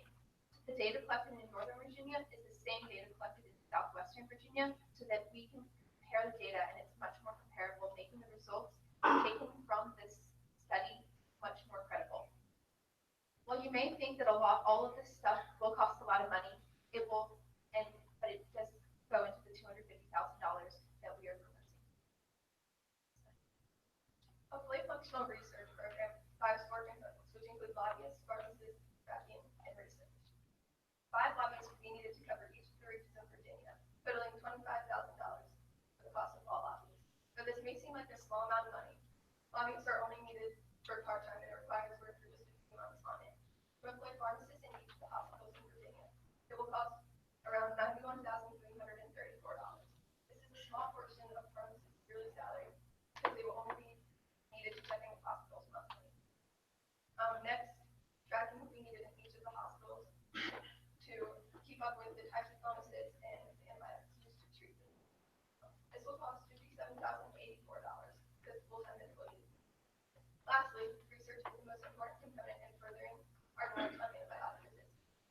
Research would allow a hospital to earn $76,582, but allow hospitals to keep in track with larger pharmaceutical companies so that they can share their collected information and develop new antibiotics. Advanced action care plan will help us achieve our goals. Carrying out our world's health and global system will help defeat antibiotic resistance. Our first goal is to decrease overprescription by tracking antibiotics and using them only when needed. Our second goal is to make stewardship programs widespread all over the United States.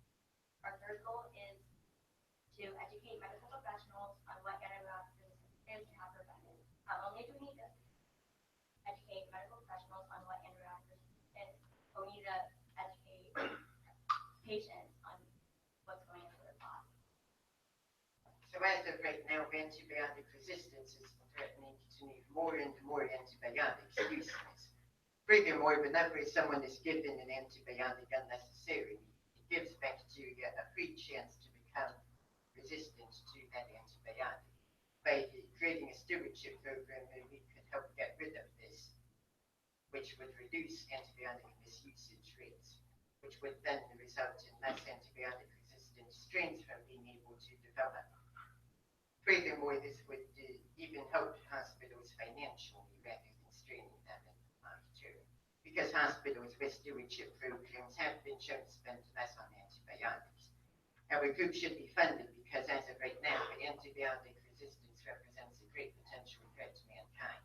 Some scientists warn that we could be returned to a pre-antibiotic era if antibiotic resistance is left unchecked. Because of this, it's important to create a stewardship program because it would lower antibiotic resistance rates, causing less people to die as a result and lowering the risk of the superbugs from developing.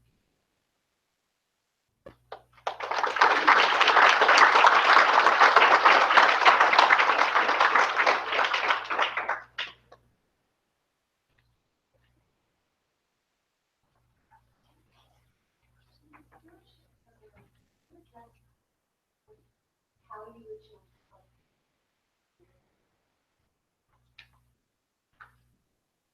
Sorry, I can't do it much now. You had talked about how your mom had gone into the doctor and said, I want an antibiotic. Is there something that's going to address the public opinion of whenever I get sick, I go to the doctor and get an antibiotic and get it, even though it may not be a bacterial infection? Yes, so a lot of the times people think that their cold is going to be affected by this, or if their kid is sick, they just want to, antibiotic for them, and a lot of the times they stress. But there's been past studies that show that educating the public is not as effective as just taking action in hospitals themselves. And so we found it to not be as effective to put posters up in hospitals to say, you might not need an antibiotic for that. We found it to be more effective to actually go to source and visit the doctors themselves who are the ones signing off. But I'm assuming they would know that this is an issue. Yeah, they do. A lot of the hospitals do know, but a lot of it, it really depends on the doctors. Some doctors are more strict on it, and then some doctors are a little bit more lenient on it. So you reached out to, I don't even know the title, the author of the GAIN Act. Tell us a little bit about that. Tell us about the title. How did you contact them? So I emailed Phil Gingrich, which is the U.S. representative from Georgia, and he is a representative from Georgia who sponsored the GAIN Act. He's not a representative anymore. He's now working at a law firm to help with more medical issues and more lawsuits dealing with that kind of stuff. So I just emailed him and asked him his opinion on the GAIN Act and what, if he were to write a grant for antibiotic resistance, what he would address in that grant. And he said overprescription is the biggest issue with antibiotic resistance, and he just explained what it has done and what people have been doing currently and where this is, like how this has helped the industry. You can pay by email. Yes, you can. Okay. Thank you.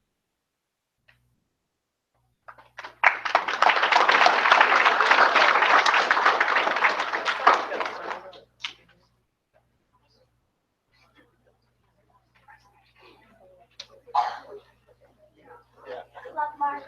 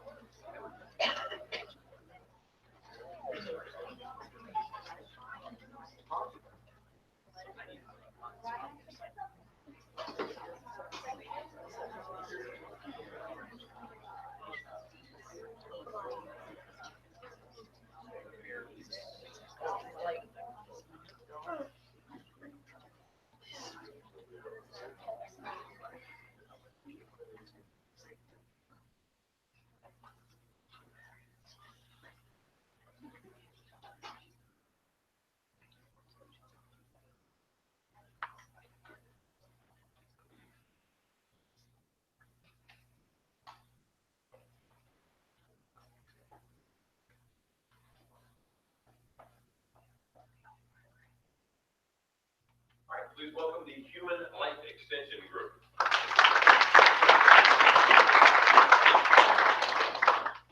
Hello, everybody. Can you hear me okay? Okay. So Meredith is not here today, unfortunately. So I'm going to be reading her two parts. We're going to start with the introduction. So Life extension is the study of slowing down or reversing the aging process to extend both the maximum and average lifespan. While conducting our research, we stumbled upon a drug called metformin, which is regularly used to treat type 2 diabetes. In 2014, scientists started to notice that patients cured by metformin lived a longer life than those who were cured by other type 2 diabetes drugs. We also began to see that since it releases oxygen into the cells, it slows aging and helps with other illnesses such as cancer and cardiovascular disease. These realizations opened the doors to begin looking into metformin and its effects on the aging process. The ability to extend life is something that has been talked about for years, but with new discoveries and breakthroughs arising, the curiosity and possibility of living a longer life has been growing. Currently, scientists are studying the effects of metformin. After seeing that metformin drastically lengthened the life of mice, scientists knew that the next step would be to test it on humans. This could be done directly because, one, metformin is already used in type 2 diabetic patients to help with their blood sugar, and two, because the mice's genome is 85% similar to that of humans, meaning that many molecules react the same way as do humans. But there are many concerns for this technology, one of which being who will try to prevent it. And the answer is mostly Christians and Catholics. They believe that it is cheating life and defeats the purpose and that it should not be used. But the main concern is safety. Although it's known what low doses will do to humans, it's not known what high doses will happen to humans when they're given it to try to extend life. There are many media assumptions when it comes to extending life. Some of these assumptions are that it is abnormal or unsafe, or that there is too much unknown about this topic. Metformin is a process that doesn't include any surgery or anything on top of it being abnormal. One of the most important pieces of information to note about this topic is that it reduces blood glucose levels as well as raises it. As people age, their glucose levels decrease, then increasing these glucose levels would be needed to maintain homeostasis and keep a healthier lifestyle. Metformin is primarily used in diabetes. On the other hand, it cannot break down basic glucose. So they use metformin to keep a balance of the glucose in their body. So for diabetes, it reduces it, but for extending life, it needs to raise the blood glucose levels, which is the adverse effect of it. This part is also Meredith's part on compelling issues. Since the latest experiment comparing metformin to other type 2 diabetes drugs, there's been no further development of the drug. To extend the knowledge of the abilities metformin can have on the aging process, experiments and rigorous research needs to be continued. There also needs to be research on the adverse effects of lactic acidosis. Lactic acidosis is the endpoint of the breakdown of glucose in the tissues, which results in lactate building up in the body. Even though it is rare, metformin's association with lactic acidosis resulted in it being taken off the market in the 1970s. An important step to take in furthering the process of extending age is to research more about the adverse effects of lactic acidosis. Even though metformin is safe overall, these minor concerns need to be solved sooner than later. For our proposal, we want to fund different research centers so that the concerns of metformin can be answered. It needs to happen sooner or later. People have always been curious about the aging process and how to extend life. These curiosities are going to continue or grow if these questions are not answered or experiments do not begin soon. So through these curiosities, we want to, like, the artificially extending this process will not only help extend life, but it will also help answer other questions scientists have, such as curing diseases. In fact, curing diseases, besides increasing the average lifespan, curing diseases is the main goal of most research projects concerning metformin.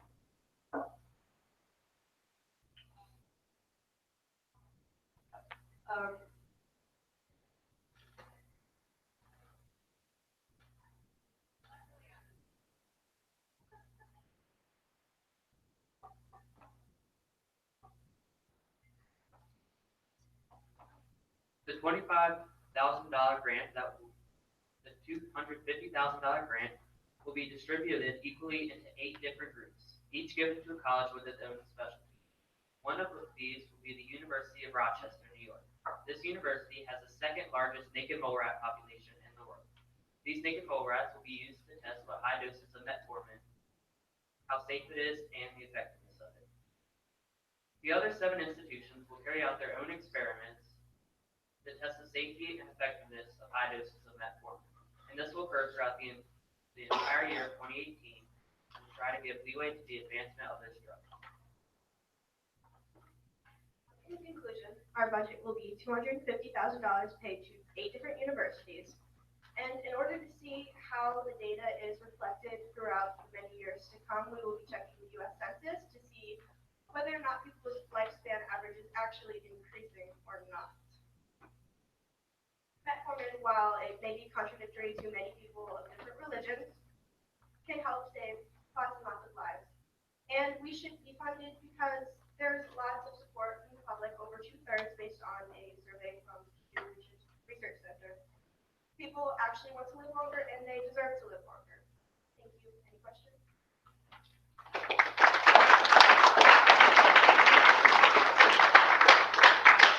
Why do they do all that?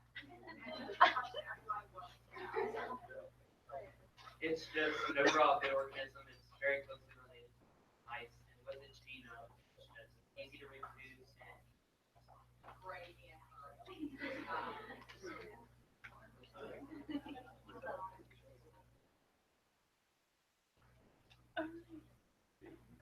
So, okay, so we talked about that there's a lot of support for, I guess, anti-aging medications, life extending medications. You know, you didn't get into specific demographic information or anything like that. You did mention certain religious groups having a problem. So, I guess my question is, should we be spending, like, basically, should we worry about those concerns when researching these types of technologies? Or is that something that shouldn't really be taken into account because this is more of an exploratory sort of thing? What do you think about that? Like, does any sort of religious group or public concern, you know, have to, just, should that always be taken into account here? 66% say, okay, your data. I think based on the beliefs of all of the different universities, it should be taken into account for some of them, and if it's more public, then it should be kind of needed for the research and get it all finalized before we take it into account by public opinion. So figure it out first, and then worry about it. Like, do the exploration part first, worry more about the application part later. Is that kind of what you're saying? Okay.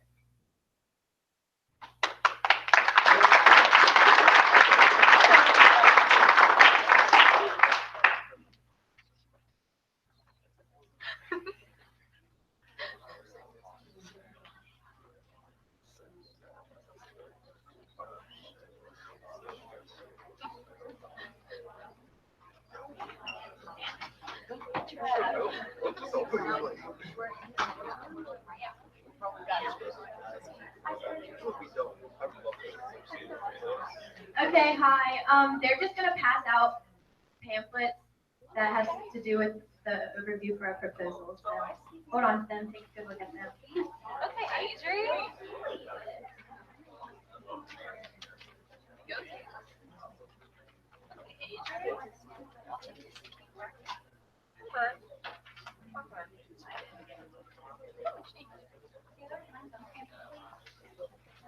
Don't do it. If you can put that on the current action. If you do canvas, but it is other herbal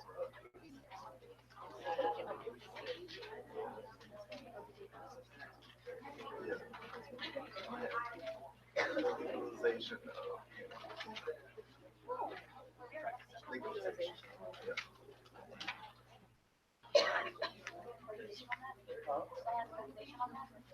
I think we'll turn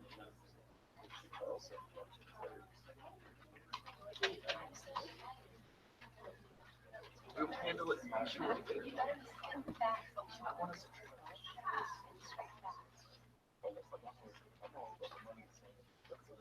Okay, does everyone have one? Just making sure. Okay.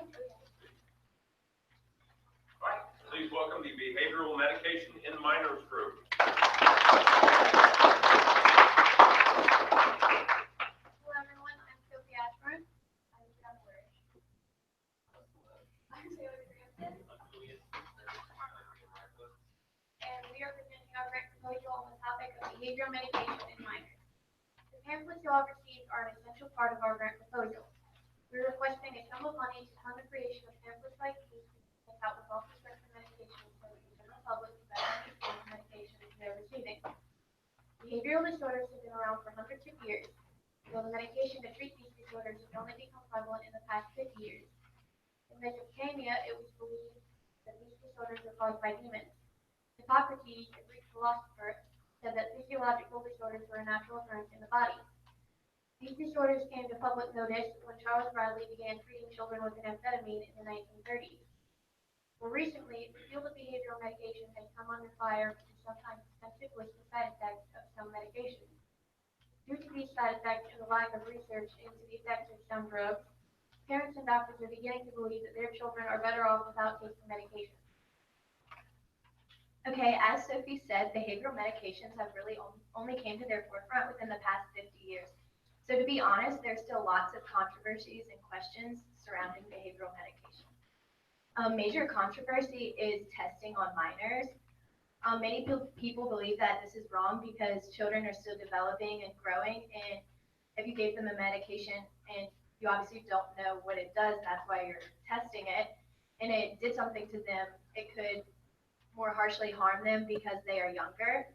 Another thing that goes along with this is just because you test a medication on an adult and it works on them doesn't mean it can be given to a child because their bodies are different. And that's why testing on minors is important to do with this topic. The National Institute of Health is pushing towards testing on minors in all of their research. And also the FDA is also pushing towards this by offering an additional 6-month patent for pharmaceutical companies on the medication in which they are testing. This is important because we can better understand the side effects and more clearly exemplify them on our pamphlets. And this will greatly affect our country because in 2008, 2.8 million children were taking an ADHD medicine. That's one behavioral disorder, and there's tons of others such as depression or anxiety, and that's 2.8 million children just for ADHD. And they could better understand the side effects and how this would affect them if we had more clear-cut prescription labels and could better understand the side effects from testing on minors.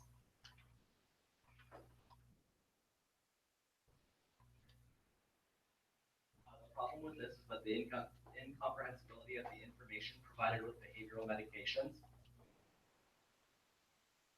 There's a 30 million word vocabulary gap cumulatively between the wealthy and the impoverished.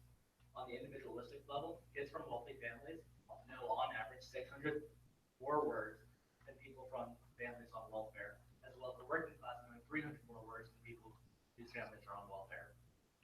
Combine this with the fact that only 1 in 10,000 individuals read terms and conditions for more than 29 seconds, and you have a society where very few people read the fine print, even fewer can comprehend it. Ensuring simplification and tailoring the prescription labels to the entire community is vital for all individuals to understand the side effects, warnings, directions, and how pre-existing conditions can affect them negatively when taking prescription medications. Okay, so our grant proposal mostly revolves around what you're holding in your hand right now. You're holding an example pamphlet for children in ADHD medicine. This pamphlet is great because it gives you a short, clear, concise list of side effects, gives you more information, tells you the science behind why this medicine works and what it does, and it gives you more information about it. And it gives you a source on the back to find more information about the drug if you feel that you need to. I know that I personally, when I'm prescribed a medicine, I don't always read it. I don't always read the label because it's so cluttered with so many words, crazy stickers telling me, don't eat it, or don't take it if you haven't eaten, don't take it if you haven't drank, if you haven't had anything to drink. may cause dizziness, may cause nausea. It's so cluttered and so crazy that pamphlets like these are essential in order to give a clear, concise understanding to the people taking the medicine. We would like to accomplish this by hiring lobbyists in order to produce legislation statewide first and later nationally to mandate pamphlets and mandate clear warning labels. So the logistics of how we would be able to get legislation passed. First, our first action would be to hire a group of lobbyists to be able to lobby for the bill in the state of Virginia.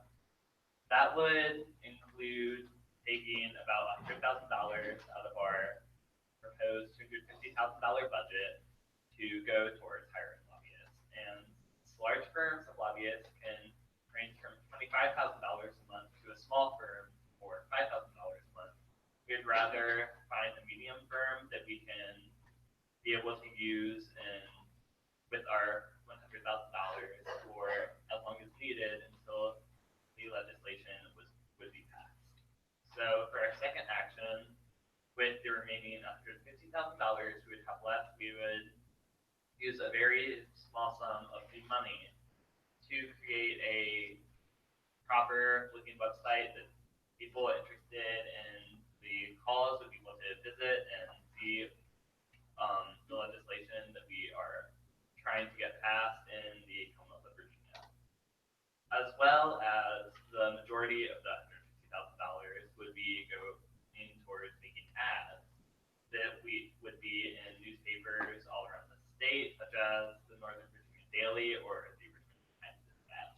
These ads would encourage readers to write to their delegates or senators about what they feel that is so important about passing this legislation and the cause, as well as it informs them on what the legislation is and why we are trying to get it passed. Third, we would hope that all of the legislation in Virginia be able to be passed by the year 2020, and we would like to move on to even passing it in the whole country by the year 2030. So behavioral medications have become an increasingly important issue due to the fact that more and more cases of behavioral disorders are being reported throughout the USA and throughout the world. Our planned proposal will not only affect those who take behavioral medications, but all medication users. Because many, as stated in our statement of need, have long and confusing warning labels that many don't read. And this is a huge issue, seeing how medication is becoming increasingly important to everyone. So we plan to alleviate this by creating state legislation that has these pamphlets being distributed with commonly prescribed medications that provide more information, that's more simplified, easier to understand, so people can better utilize and use medications. Because when you better use medication and know when to apply it, you won't have negative side effects that are so common today as prevalent. And if negative side effects are stopped, then negative stigmas and complaints about behavioral medications will be ended, and there'll be more use throughout society and more people can be helped. So by funding our proposal, you're actually funding the help of many people, the better use of many medications today.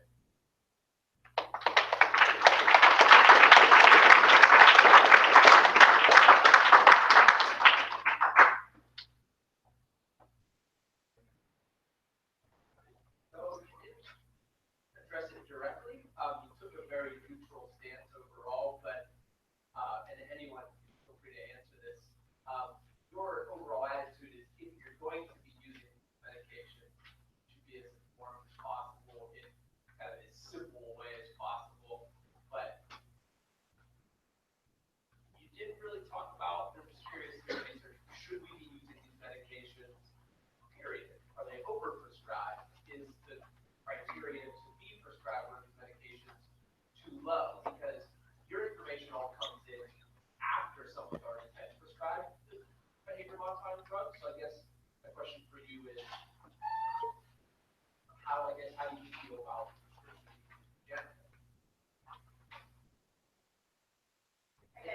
Okay, so, like you said, a lot of the criteria is a little wishy-washy.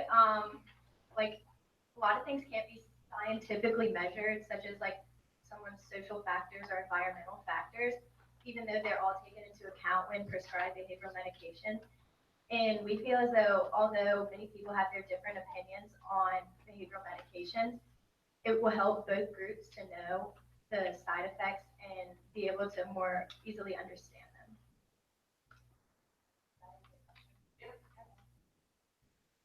So following up with Mr. B, your pamphlet would be distributed to the patient after they've prescribed medication. Yes, and also a smaller like label version would be on the description probably. It's really well done, and I can always see it in a doctor's office. Yeah, they oftentimes like staple papers to the little like white baggies and stuff, so that could easily be stapled on or thrown in the bag. Or even in a stand where patients after taking treatment learn about medications beforehand, where they will prescribe something. Like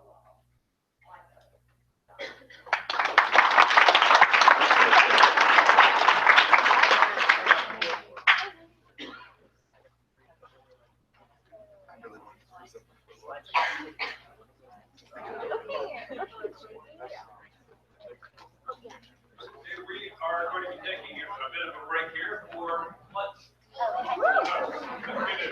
we got to be, guys, you got to be a little bit systematic about this because we have a lot of people here. The lunch is being served down the hall. We're going to be going out through the doorway that the room is just opening there and coming back in through the door on that end. We'll open that up as well. And we're going to do this by groups. So first, I'm going to invite any of the adults to go ahead and any of our guests that are here, if you would like to share a piece of pizza with us, the line is out there. You can go ahead and get started. After about a minute, I'm going to start calling up groups, and I'm going to call those groups that have not gone yet first because that's giving you guys some time. So a little more time today. We're doing your stuff this afternoon, so we're going to start in just a sec here.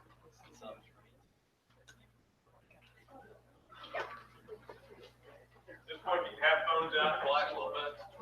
We get started.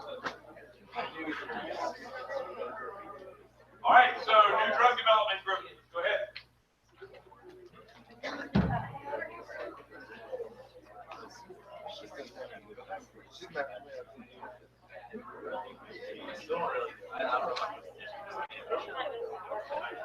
I know, my butt, I can't feel it. Okay.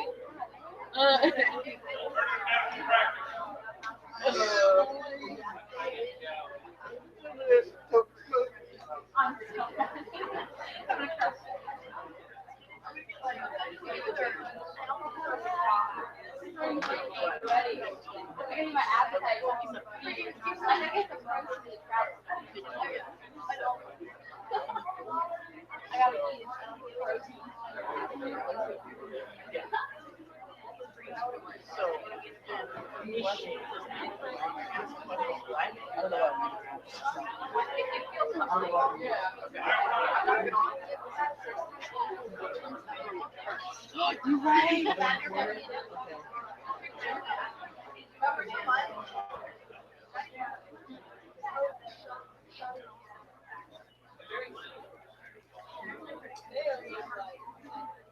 Economic benefits of conservation. Scared?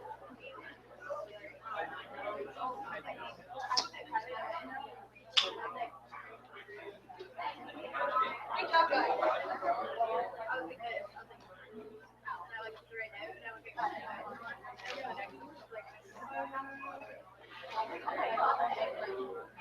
Mandatory vaccines.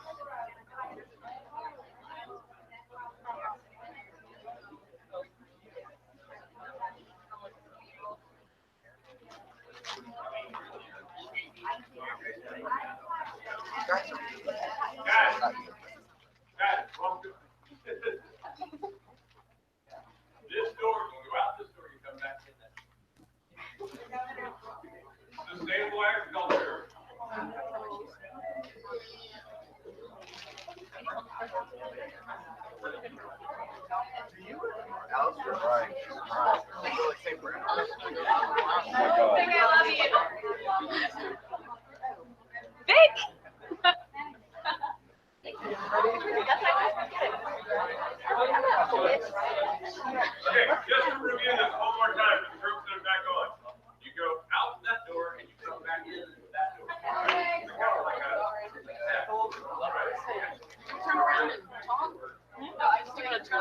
to me.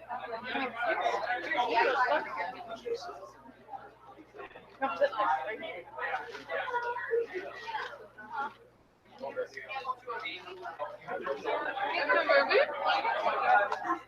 Allison, that's okay. You can sit there if you want to, or you move it.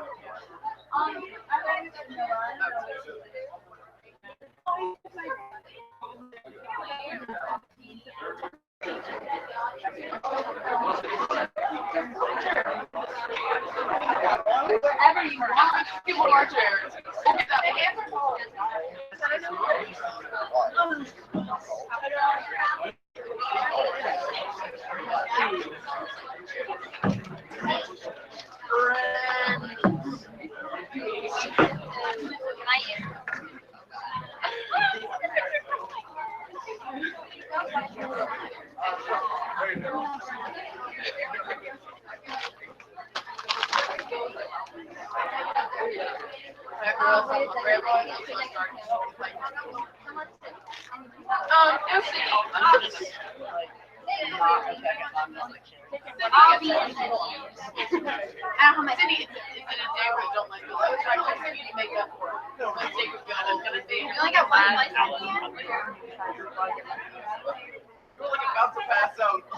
I don't want to get my shirt all dirty.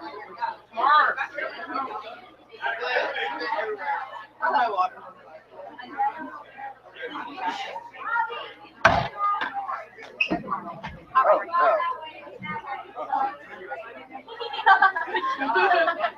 What? Yeah, I know. Yeah, I was starting at the very top one. Like, I did start at the very top one, but it wasn't like the very top one, the sides. Bye-bye. Bye-bye. Yes, Jessica, I came over to sit with you.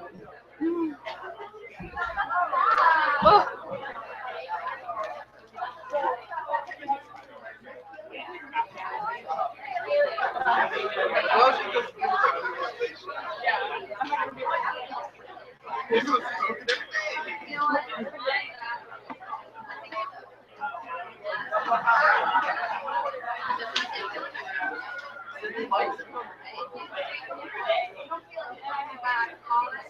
Don't even talk to me. Why? Shut up. I love talking to you, especially about your That's what I was going to do. I asked James to do another hello. Hi, I'm joining you today. I'm going to my parents' For Bob. Is he actually going to like flip it and then use that every time? Yep. Yeah, that's what I did last night, but I didn't know. Jameson, I'm gonna have to step over you. Do it. I'm gonna fall. I don't have good balance. Just fall on him. I'm gonna fall on Fall that way. not fall because someone fell yesterday. Oh yeah. Whoa, whoa, what? It was during a solo. It was during a solo. Oh. I'm gonna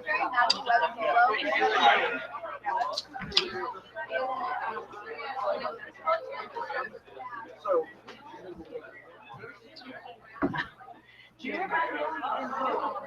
going to ask you. Can you move this, Maddie? That was Margaret's feet. Yeah. No, just move this. Just move this. That's definitely. Grab another one. Look, everyone that you hated me. There we go. What do you mean? Oh, she hated me. Oh, she hated me. I'm frustrated. She admitted to it. Oh, wait. I'm still a little crazy. Nuts. You can fit them on a Bible. You guys want to see my impression of Morgan? I'm gonna like way across the every single slide. I know.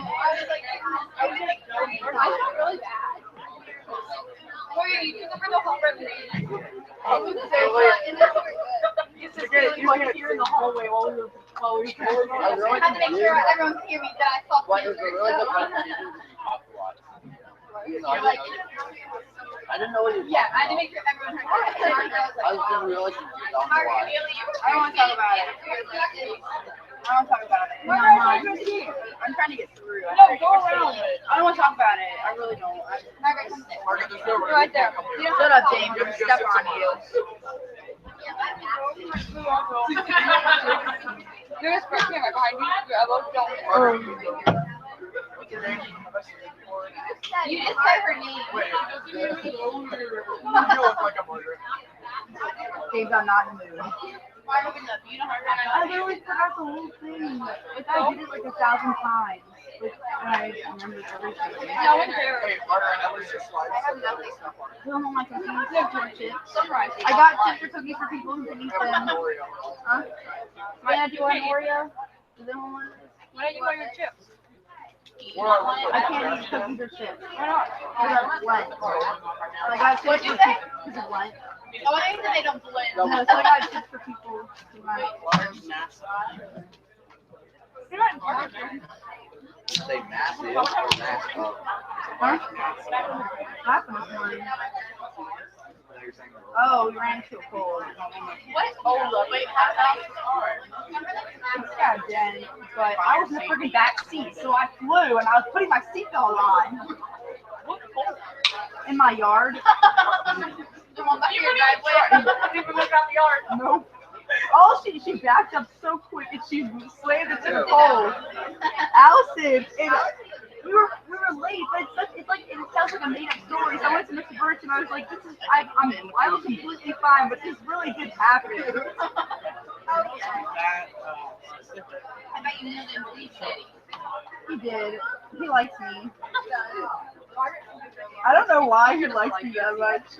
Mr. Birch really likes me. I'm not really sure why. He would have been like, nope. I have no theater skills, so I'm not really sure why he likes me so much.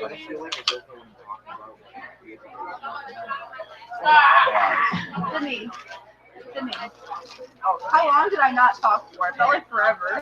It was 5 seconds, but it felt yeah. They make everything work. From Sydney, not from you. I've only built up clips from Sydney and Savannah. I have in Campbell. I haven't built up the clips from other people. I can listen to it without throwing stuff out them.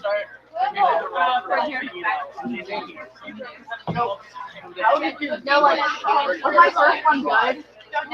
Was the first time I saw it? Okay. And that's the one that that was the one that I hadn't worked on. The second one I worked on for forever. And the first one I just learned it back there. And I did that. I don't understand, like, honestly. No, I had so much more. I had like 2 minutes of information. I said like 20 seconds of it. Like I had so much stuff to say. And it's not like I did it in practice. I did it a lot and I knew everything and I just forgot it all. Well, I know. I wasn't stressed about it. I thought. Oh, sorry.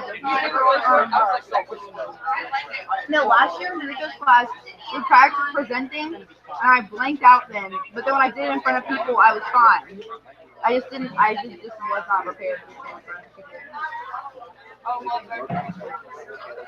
Yeah, we Like, don't know presentation. it's like now when I walk up to people, everyone's gonna think like, oh, she's so bad, at least be nice to her. I see everyone's face when I walk up to her. Like, yes, it is.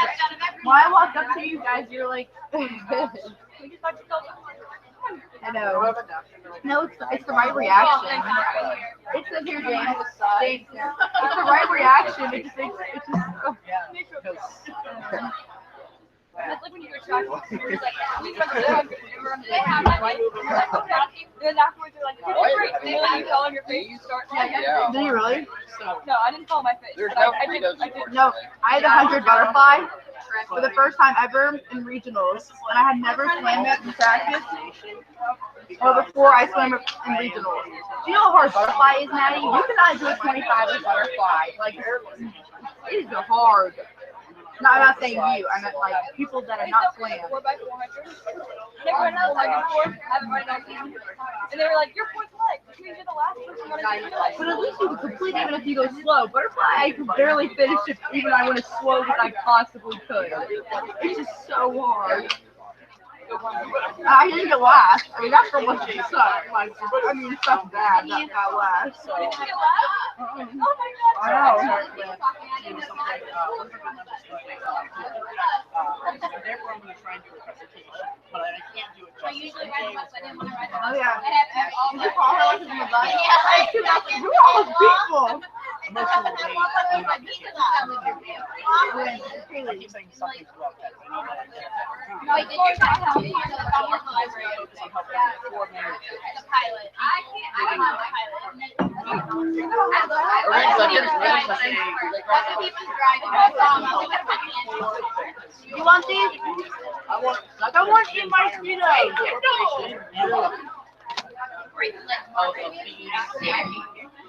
Nope, I haven't yet. Oh yeah, my mom told me that I didn't know.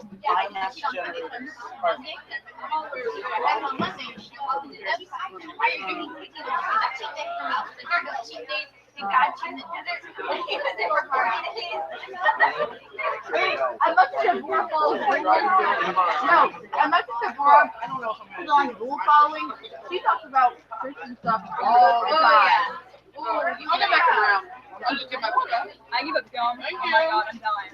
But I usually eat like 3 pieces a day. You just said Julius. I just want to sit with my head like that. I would share with you, but then I'd be sitting on Jessica. That's good. I don't like elbows.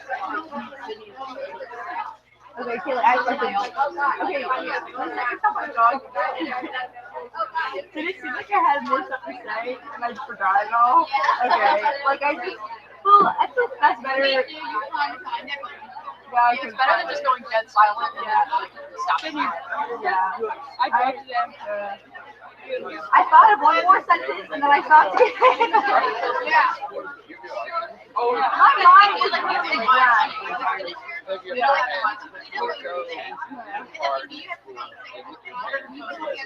I was confused on what was happening. I was just like, I was in another world. I was like, why? I was like, oh. Yeah, you were like, funny. You were like, you were like, I was so confused. I was like, why do you want it? I was like, oh. I was really confused. I never knew what was happening. You were like, I saw the talk. Yeah. I'm like, really? Wait, no, I'm not talking. And you were like, actually, What day would you like to start? sorry.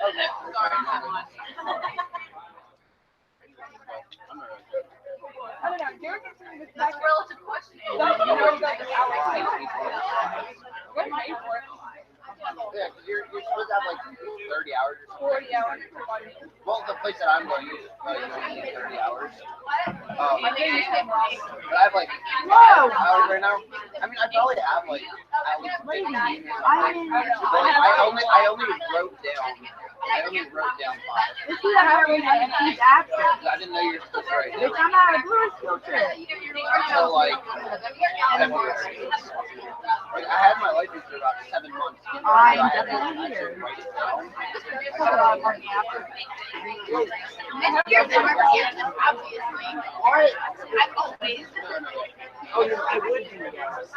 Do I need that term?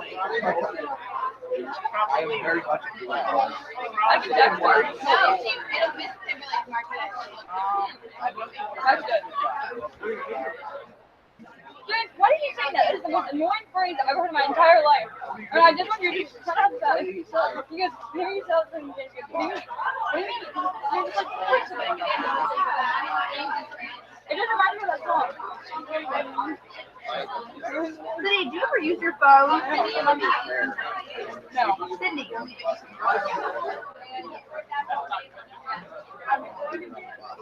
Sydney does not use it.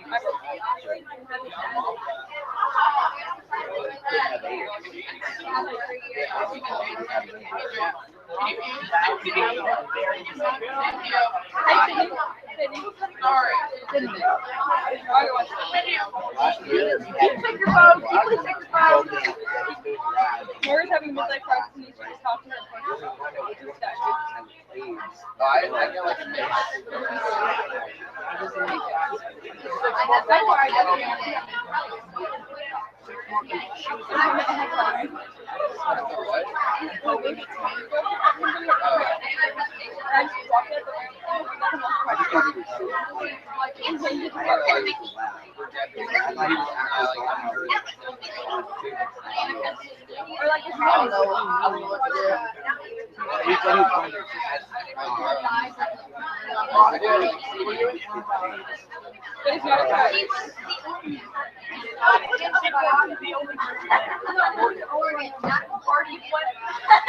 No, it is. You can addict to Advil. My mom used to get Advil. No, my mom is addicted to Advil. She takes at least one pill a day. She takes both. She takes at least 2 pills a day. One dose a day. Yeah, she takes 1 dose a day. I know I'm gonna need it because I can feel Yeah, this she's 2 hours a day. coming. Oh, one dose. Yeah, 1 dose. She says she takes it every day. She does, that's why she doesn't take it every day. But I have those nothing a lot of it. I have like the super large like life pills. Oh, my God. Darling, you can have an ibuprofen. It will stop everything. The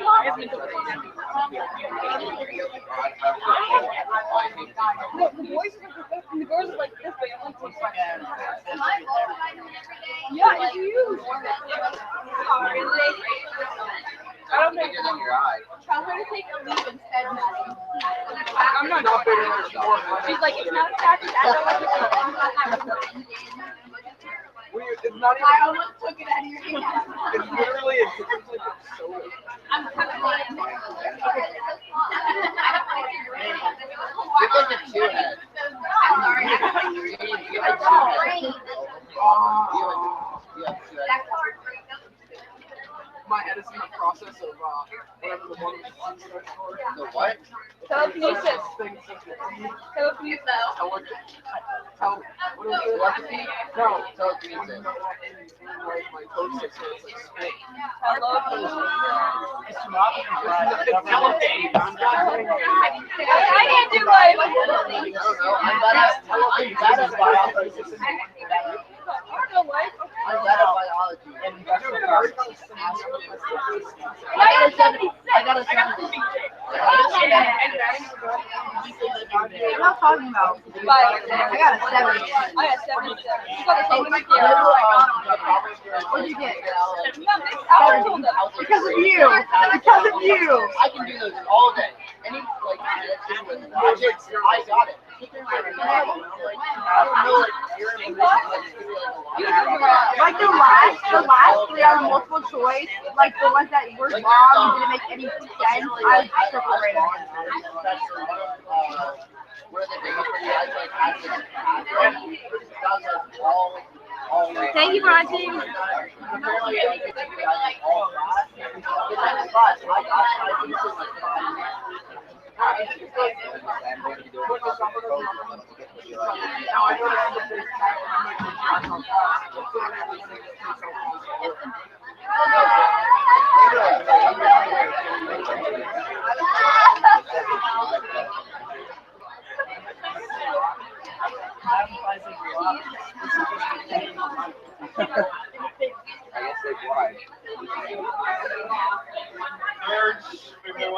Oh, really?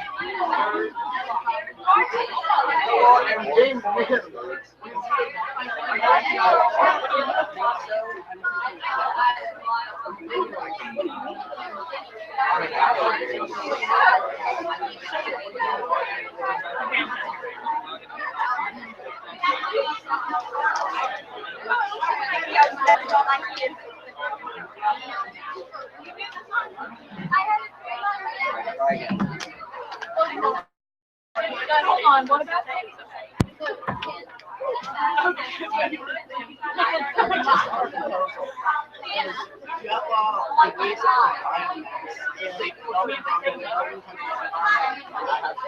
This can demonstrate the environmental corporation and the government's participation. First, people are essentially significant as they develop in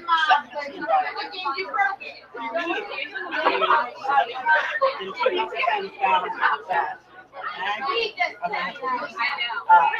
agriculture, and industrial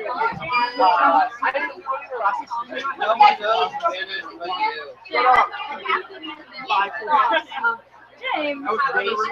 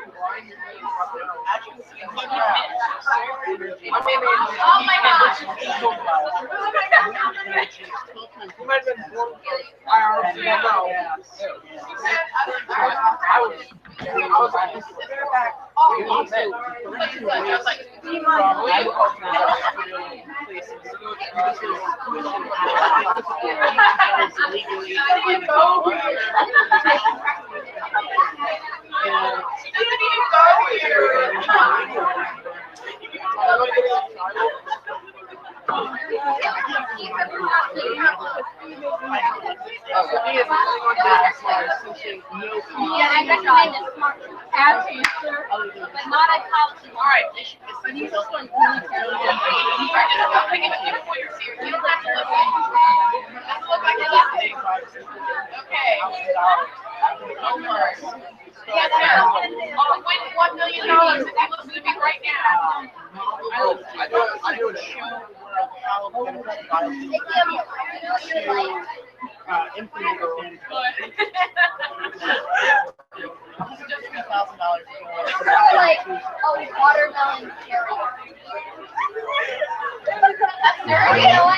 Ladies and gentlemen, we've got the 3-minute warning here. So we will need to be cleaned up. Chairs will need to be back into rows. The symbol of order. That's 2 minutes here. There's some trash cans out there. Mario doesn't want them. I don't care what. Straight. Guys, that with the camera. All right, let's put the chairs back. That's the no, I haven't heard. Okay. Oh, time out. James said you can't say that. What do you mean? What do you mean? I'm gonna be. Try and breathe.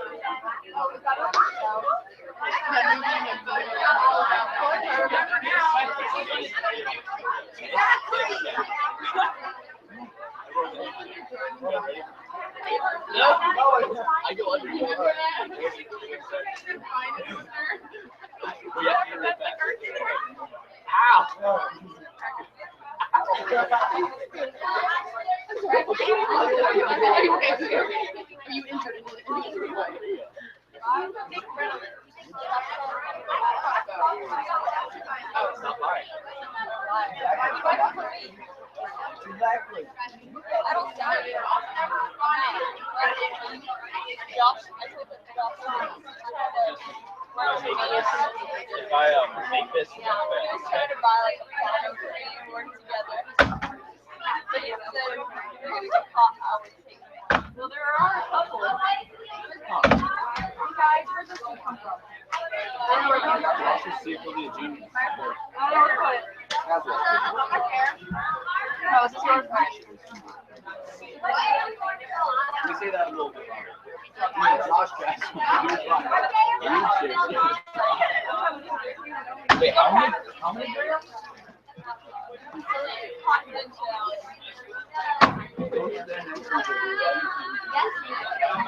We were always best. I don't remember. I thought I wore a coat. Oh no, I wore my coat. Oh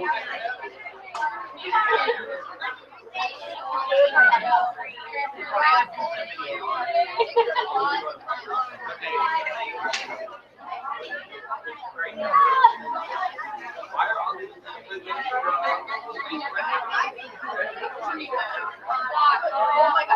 gosh.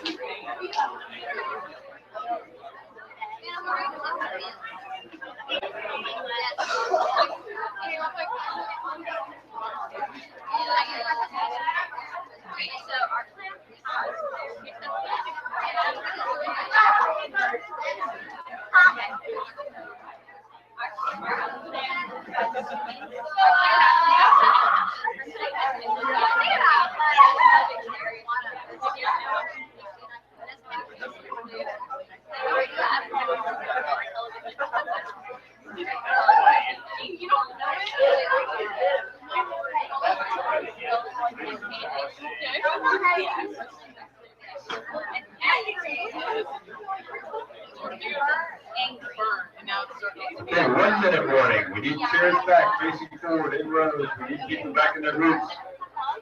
We need flyers and trash off the floor, please. Marty, you better smile at me.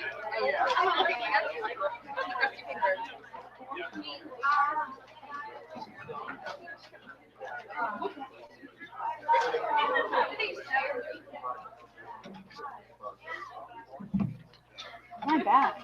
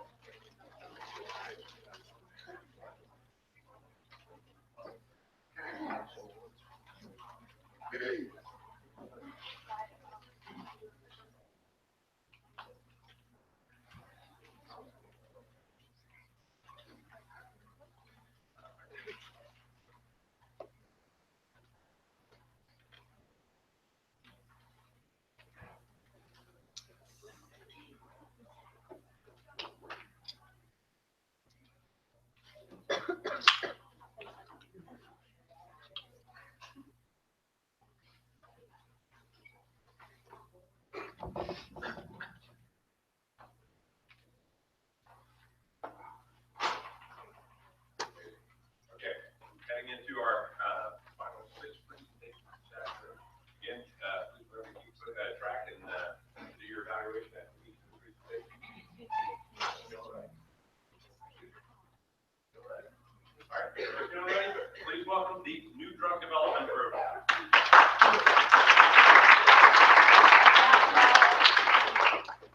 Hi, we're doing ours on the new drug development. My name's Hannah. This is Haley, Allison, and Trevor and Shane.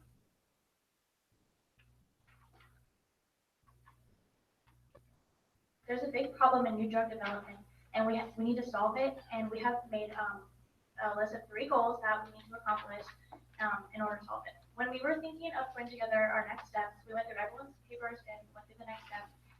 And we decided that all of them were equally important. So we basically combined them together to set our goals.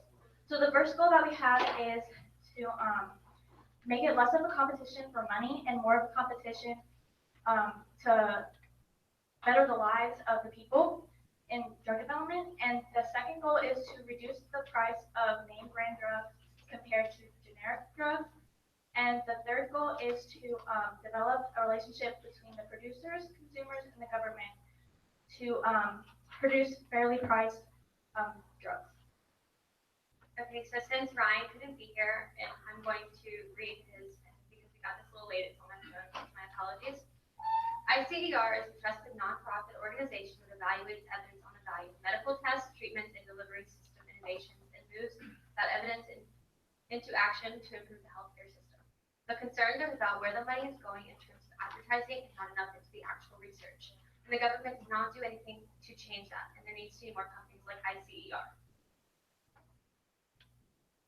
So as when pharmaceutical industry was first introduced, there was the public decided to let pharmaceutical companies set the profit or the marketing level. So they decided like how much they're gonna charge for like certain drugs, and so this caused a lot of problems with the pharmaceutical companies because when they began to focus more on the monetary aspect of it instead of developing drugs, and so they would increase their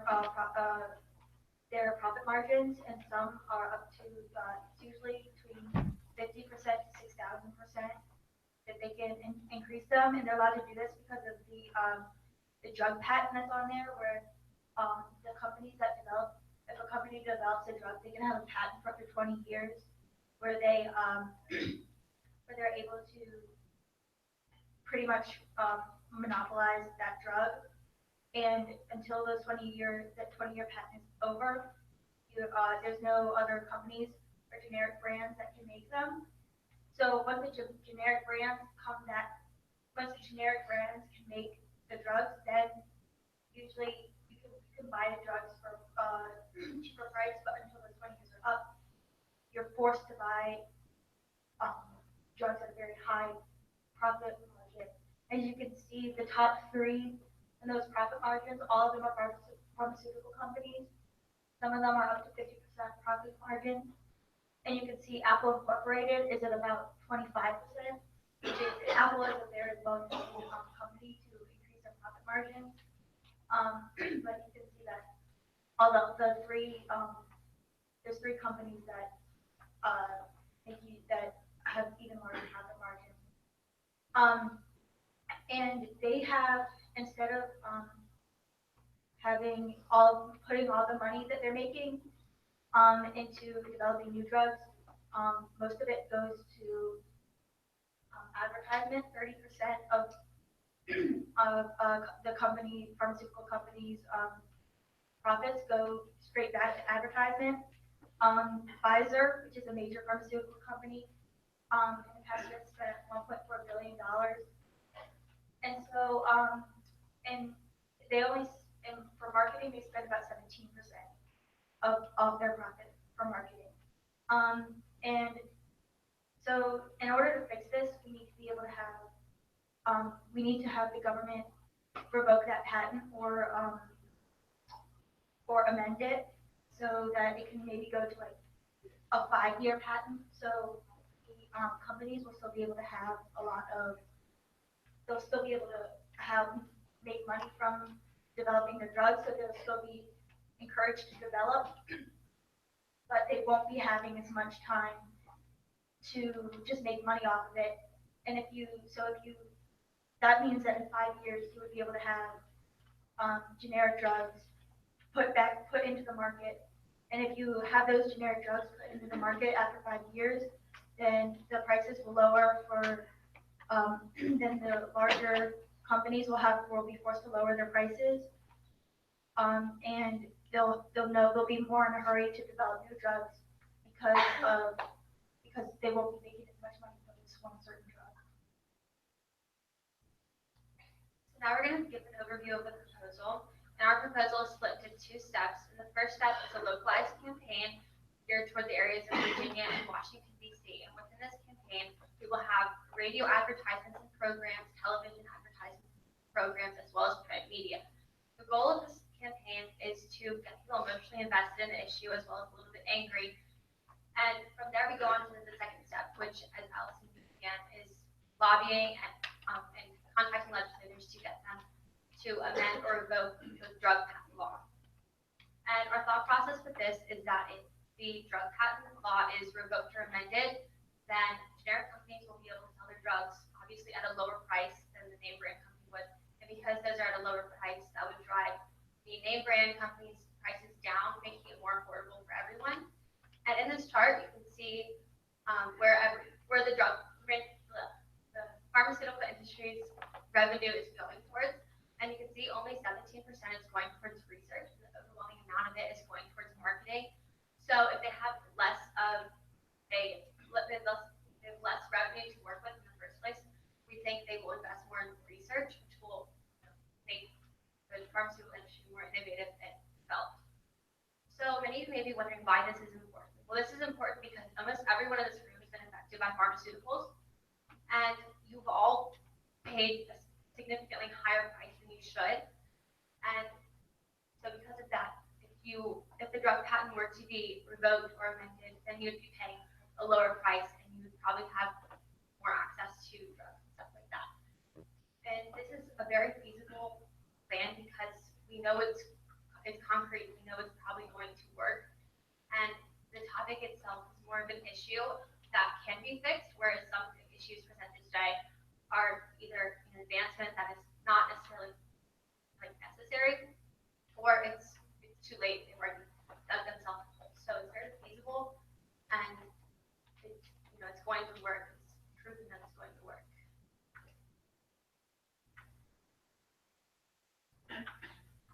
Our proposal is for a 2-year term, because the main expenses go into part-time lobbying and part-time research.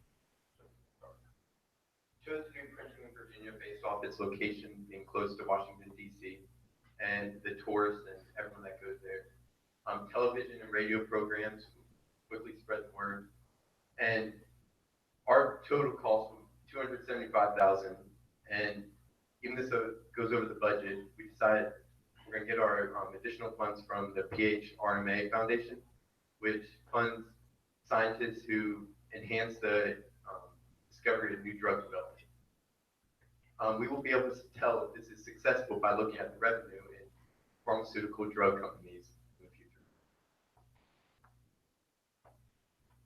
This group should be funded because of its flexibility and fixability. The plan of action is highly concrete and is able to work.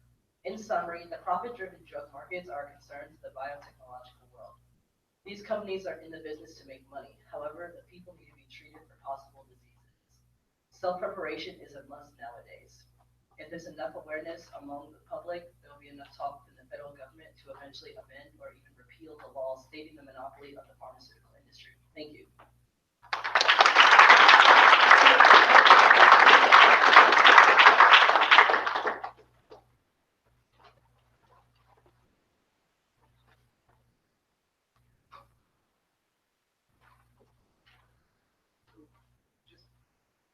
Clarification, what's the patent? How long is for generics? Is it before generics can be made? Period? There's a certain grace period there. How long is it? 20 years. And this is like a specific law that was made just for pharmaceutical patents to make this up? Okay. That's one reason.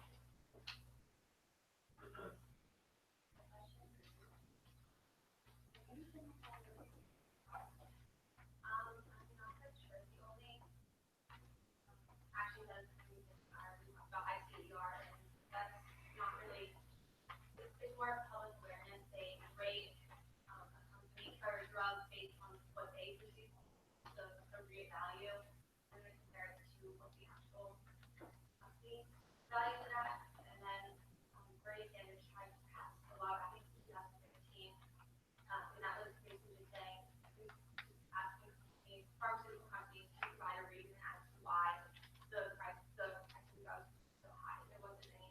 There's not been anything that's actually provided to them, and now it's just for explanation as to why they're so high.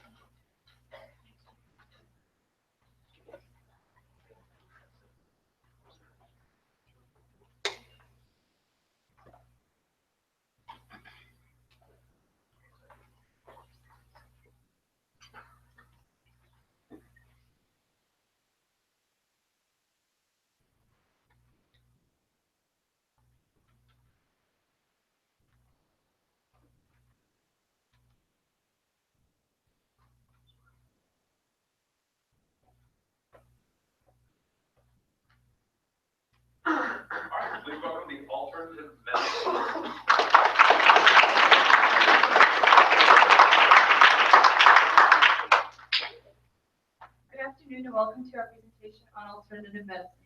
My name is Deanna Foman.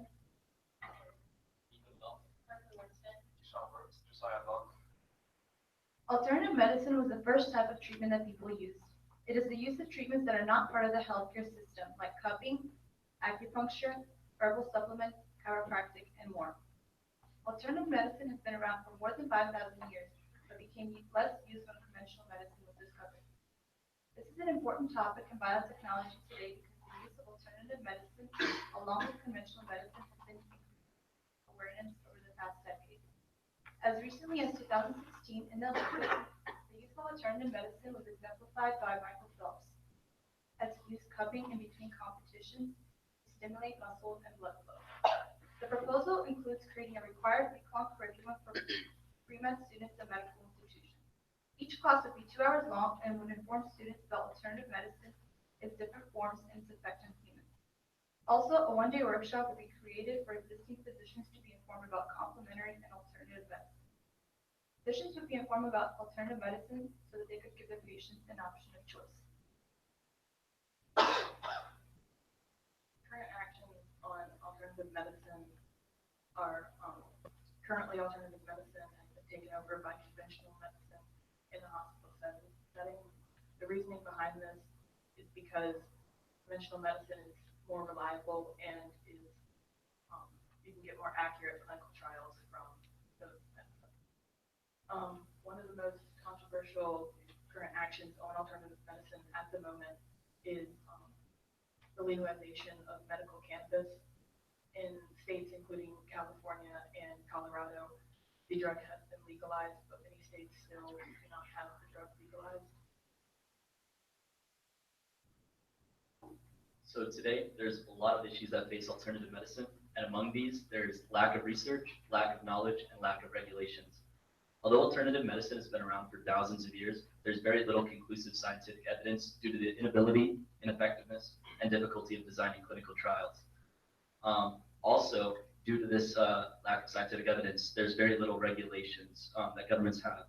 Out of the 191 member countries of the World Health Organization, only 25 of these have any regulations on alternative medicine, and whether this is just due to the fact that they disregard the issue as unimportant, or they want to wait for more research to be done, that's the question. But with our proposal, we believe that we can help pave the way for a safe and effective future of alternative medicine. Our group decided to implement educational programs in medical institutions so that issues dealing with alternative medical practices can be resolved. This is an important action because it allows for students who want to be in medical school to have knowledge and research on alternative medicine.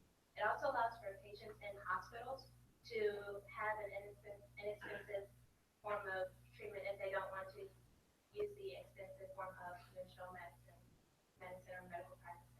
This action is more attractive than others because it allows for the younger generation to become more involved in knowing and encouraging alternative medical practices in their field. And also, it allows for valid research to be spread across the country. Even though it may take a while to be introduced, it is still important. All right, so down to the logistics of alternative medicine.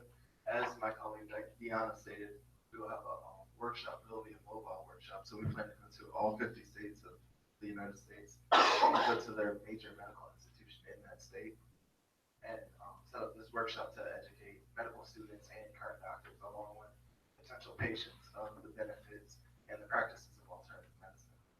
Total expenses for this type of plan is $235,000, and it's $100,000 for all the trips to all 50 states, and then an additional $35,000 for the professor we plan to use to educate the populace about alternative medicine. But the additional $100,000 comes from us having a national publishing campaign to where we can expand the knowledge to the people, try to reach more people, so that then they come to our workshops, and so we can increase awareness and demystify alternative medicine. The fact that so many alternative medicine users are unaware of the effects of alternative medicine is dangerous.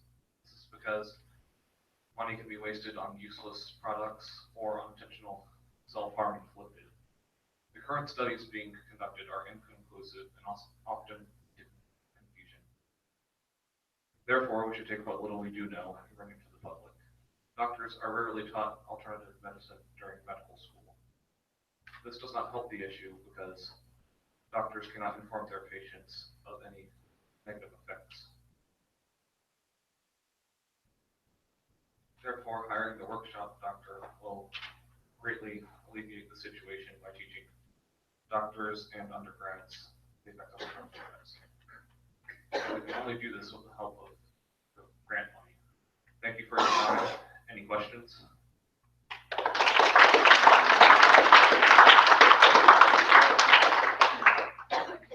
In your budget, does the workshop doctor, does he travel by himself? That was the plan, so he would go to all these different locations and hopefully be able to educate the people that are trying to reach through one of the school's backup facilities, such as like an auditorium or other learning rooms and such. Did you budget for his travel expense or just for his salary? Your hotels and transportation? So the travel expenses were $100,000. So the $35,000 is just his salary, and then the additional $100,000 is for the expense of traveling and I believe room and board. How do you think you might implement medical practitioner program to welcome you? How do you think you might do that? I believe we could try to do this through just the national publishing campaign and try to, like I said, demystify the entire topic of alternative medicines. Okay. Is that the purpose of the campaign or is that an offshoot? That's the entire purpose, is just to introduce more information into the population. Okay, good job, Steve. So with alternative medical practice, you have these treatments or therapies or anything like that that don't necessarily have scientific evidence that proves they're effective. My question for you, because you guys seem kind of split on this is something we shouldn't use because we should be careful about it because we don't know a lot about what it can potentially do, but it could potentially have a lot of benefits. My question for your group is, does it necessarily matter if these things are not scientifically proven to work if nothing else, have a placebo effect and people actually do feel better from using it? My question is, does that matter? Like, if there's no scientific evidence that it works, it could be better if they do something. Is that okay? Could you draw lines somewhere? Yeah, I mean, in my personal opinion, I believe that it doesn't cause a lot because generally speaking, alternative medicine medical practices are less invasive than contemporary medical practices such as surgeries and the prescription of like the pills, whatever. And so, with these medical practices such as chiropractic, you don't really have to worry about somebody becoming addicted or any additional complications from surgery going on. Anyone else have anything to put there? Well, like when you were asking your question, I think you hit it like right on the spot. You said that we need to be cautious, but there's definitely a lot of potential benefits with these alternative medicines. When I was doing my research, I came across a quote that said, when alternative medicines are proven, they become medicine. So alternative medicine, really that's a broad spectrum of things, but once you do the research and you prove them, then that sort of moves over into the field of medicine, and you can be safer about that. Alternative medicine usually is safe, but there's still some concerns that you need to have whenever you're doing any treatments based on alternative medicine.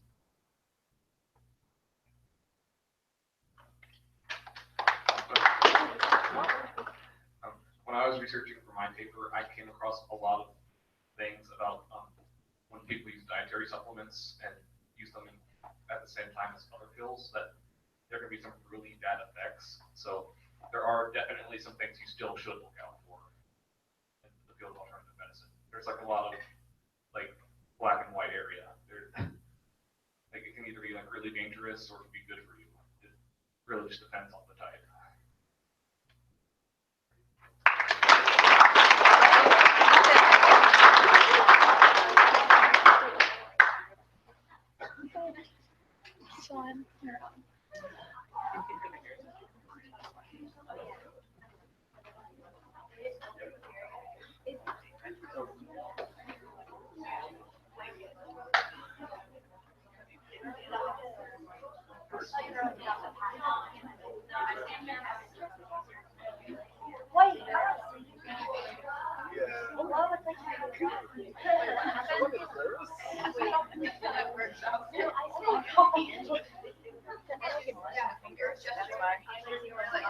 Yeah.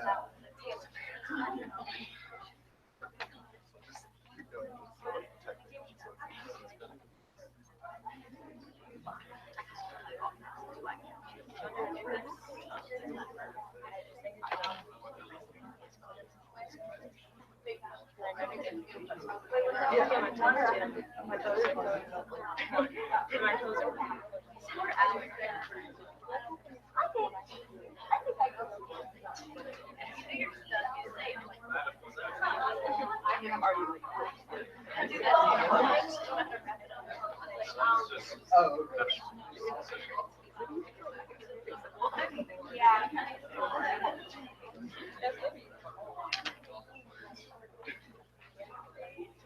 I do. Like, it's just generally like, no, that's just daily life. All right, our next group up is the bioproducts group. A warm welcome.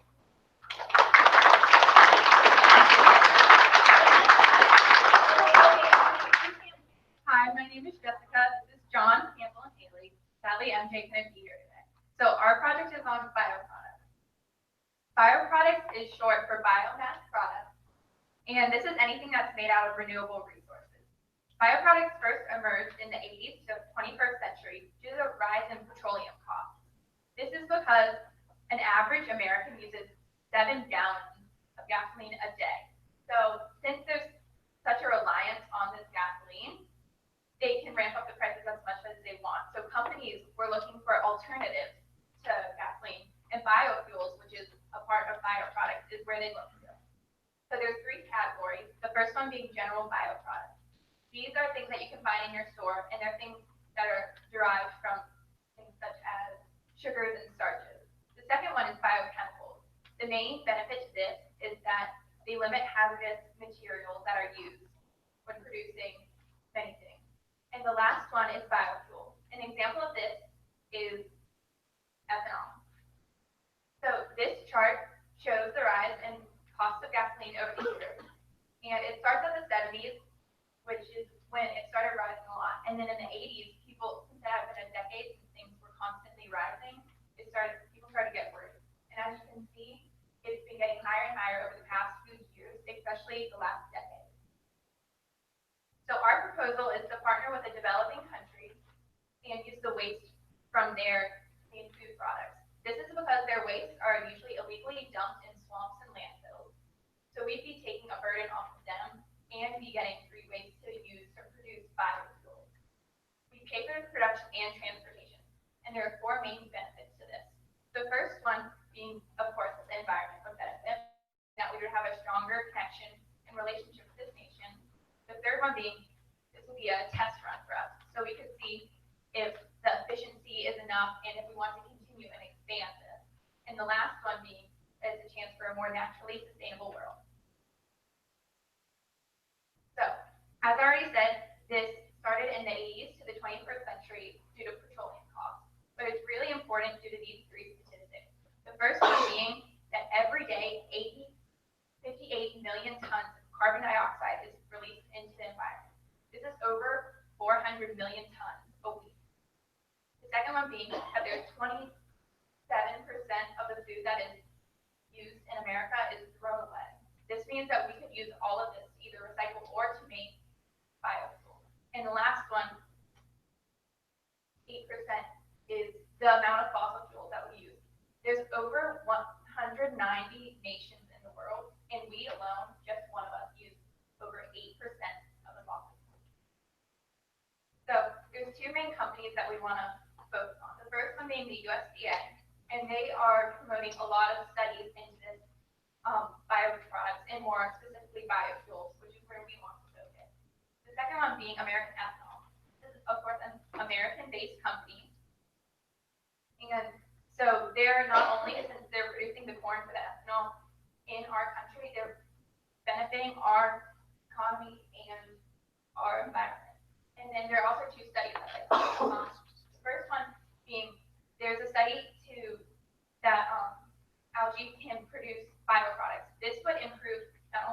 environment by promoting healthier water, but it would also produce biofuels. So it's two benefits, not just one.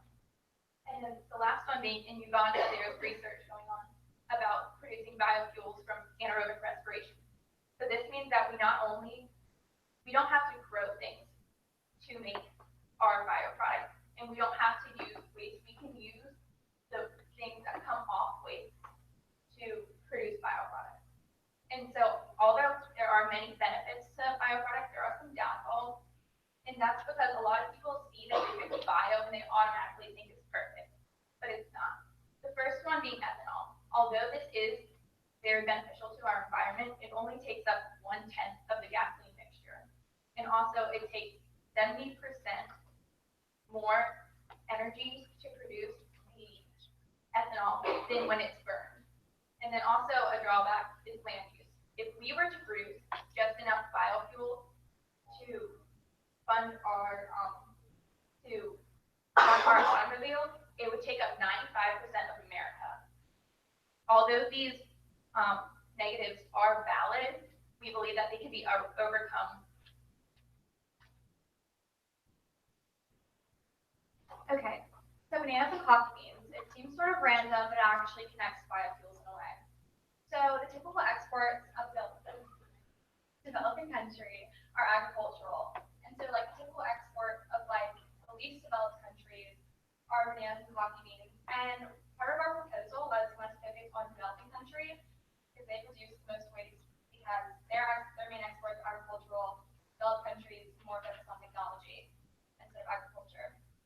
So our proposal was to focus on we wanted to focus originally on a small village in developing countries, and to help a developing country to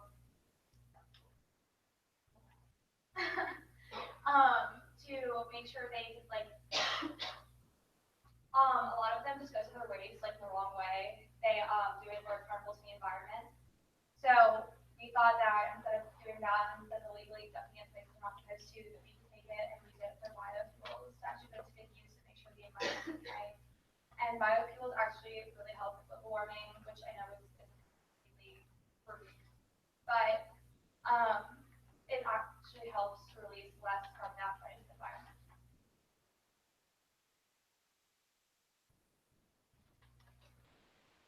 Our other partner, MJ, was not here today. She was really passionate about this. She really wanted to make a difference.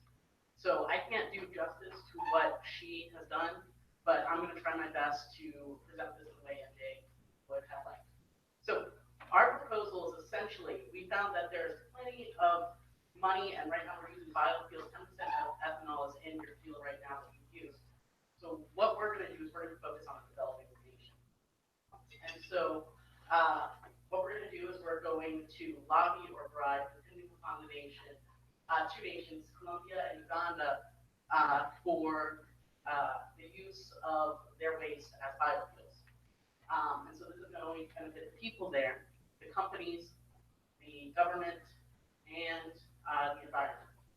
So first thing, the people living in these places that produces agriculture only get about $1 to $2 a day. It's basic slave labor, almost. And so what we want to do is if we are able to use biofuels to produce electricity there, the standards of living will increase dramatically. So the next portion is the environment. The environment in 2010 was being removed by greenhouse gases from energy, agriculture, and industrial processes. If we take biofuels and make them using industrial waste and agricultural waste, we can dramatically reduce the amount of methane and carbon produced. And finally, it can help corporations and the governments of these places. If these things or if these bills are passed in order to prevent the use of illegal dumping, more land is able to be used for production of crops, and that can lead to more sustainable and better living conditions. So the logistics of this plan are biofuels are cheap. Okay. Biomass being used for power production is about 24 times cheaper than solar. It is about 12 times cheaper than wind. And it's 30 times cheaper than using natural gas. It is significantly better. It also, when you burn stuff rather than let it decompose, you prevent the use of the release of methane. Methane has 20 times more of an impact on the environment than if one were to use the carbon from burning biomass. So it's better. The cheapest way of doing this, though, is a hydroelectric dam. The reason that doesn't make sense is these developing countries don't have the infrastructure in place to build a hydroelectric dam. So biofuels are obviously the best solution. So what we do is we take $150,000 and we give $75,000 as a bribe or as lobbying, depending upon how we best serve the nation, to make governments enforce existing regulations or to create regulations against illegal dumping. Then we make $100,000, spend $25,000 giving each, or $24,000 giving each location a biomass generator of about $12,000. Our goal here is to make model places, not to improve the whole thing, but we feel that if we can make 2 examples of perfect areas that are running off of biofuels to produce electricity, then we can get more money into this. Bill Gates has already donated about $14 million to research in this field, so we feel it's definitely possible that these biofuels can be used significantly increase these, and we can multiply that. Then $31,000 are going to go to the infrastructure needed, and so that includes 10,000 feet of power cables and $600 for general supplies and tools. The people who have working on this are the local people working there.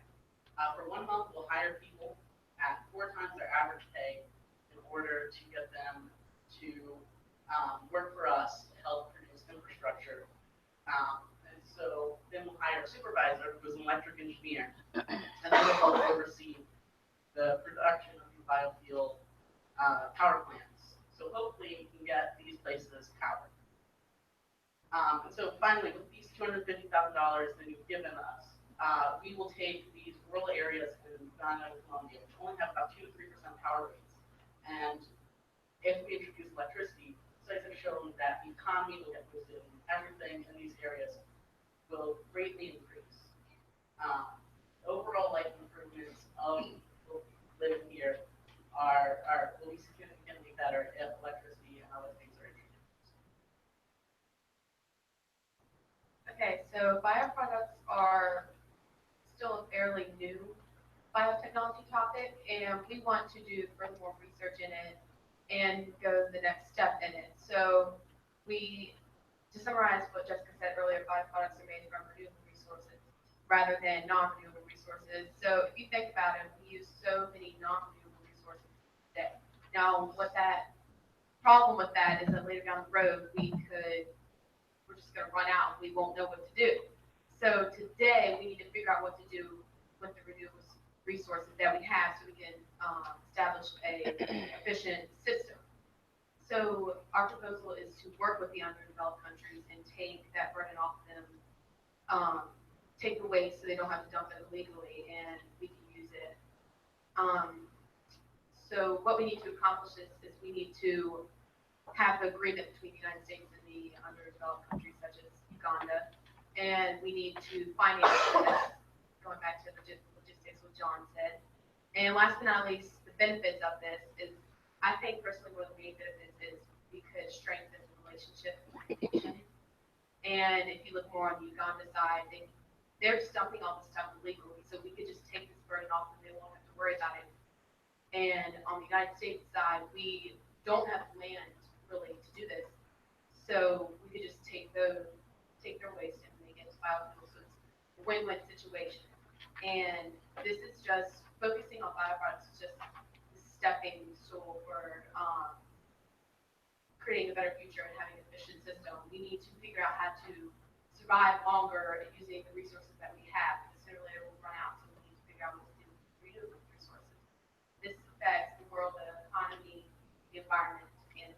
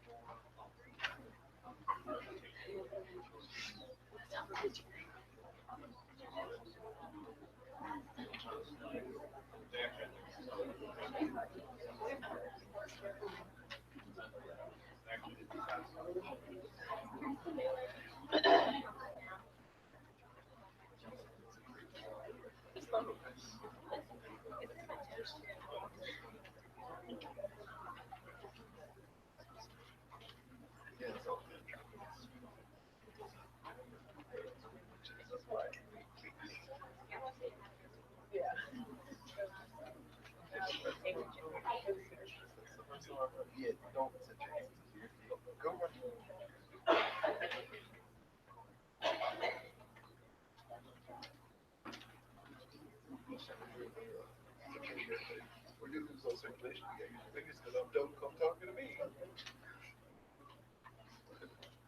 Yeah. All right, our next group up is going to talk about the economic benefits of conservation. Please give them a warm welcome.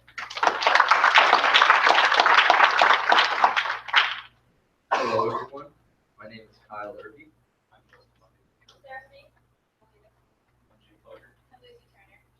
and our topic is the economic benefits of environmental conservation.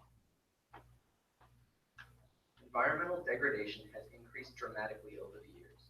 From deforestation, the use of fossil fuels, the release of toxic pollutants, little has been done to stop our destruction of nature.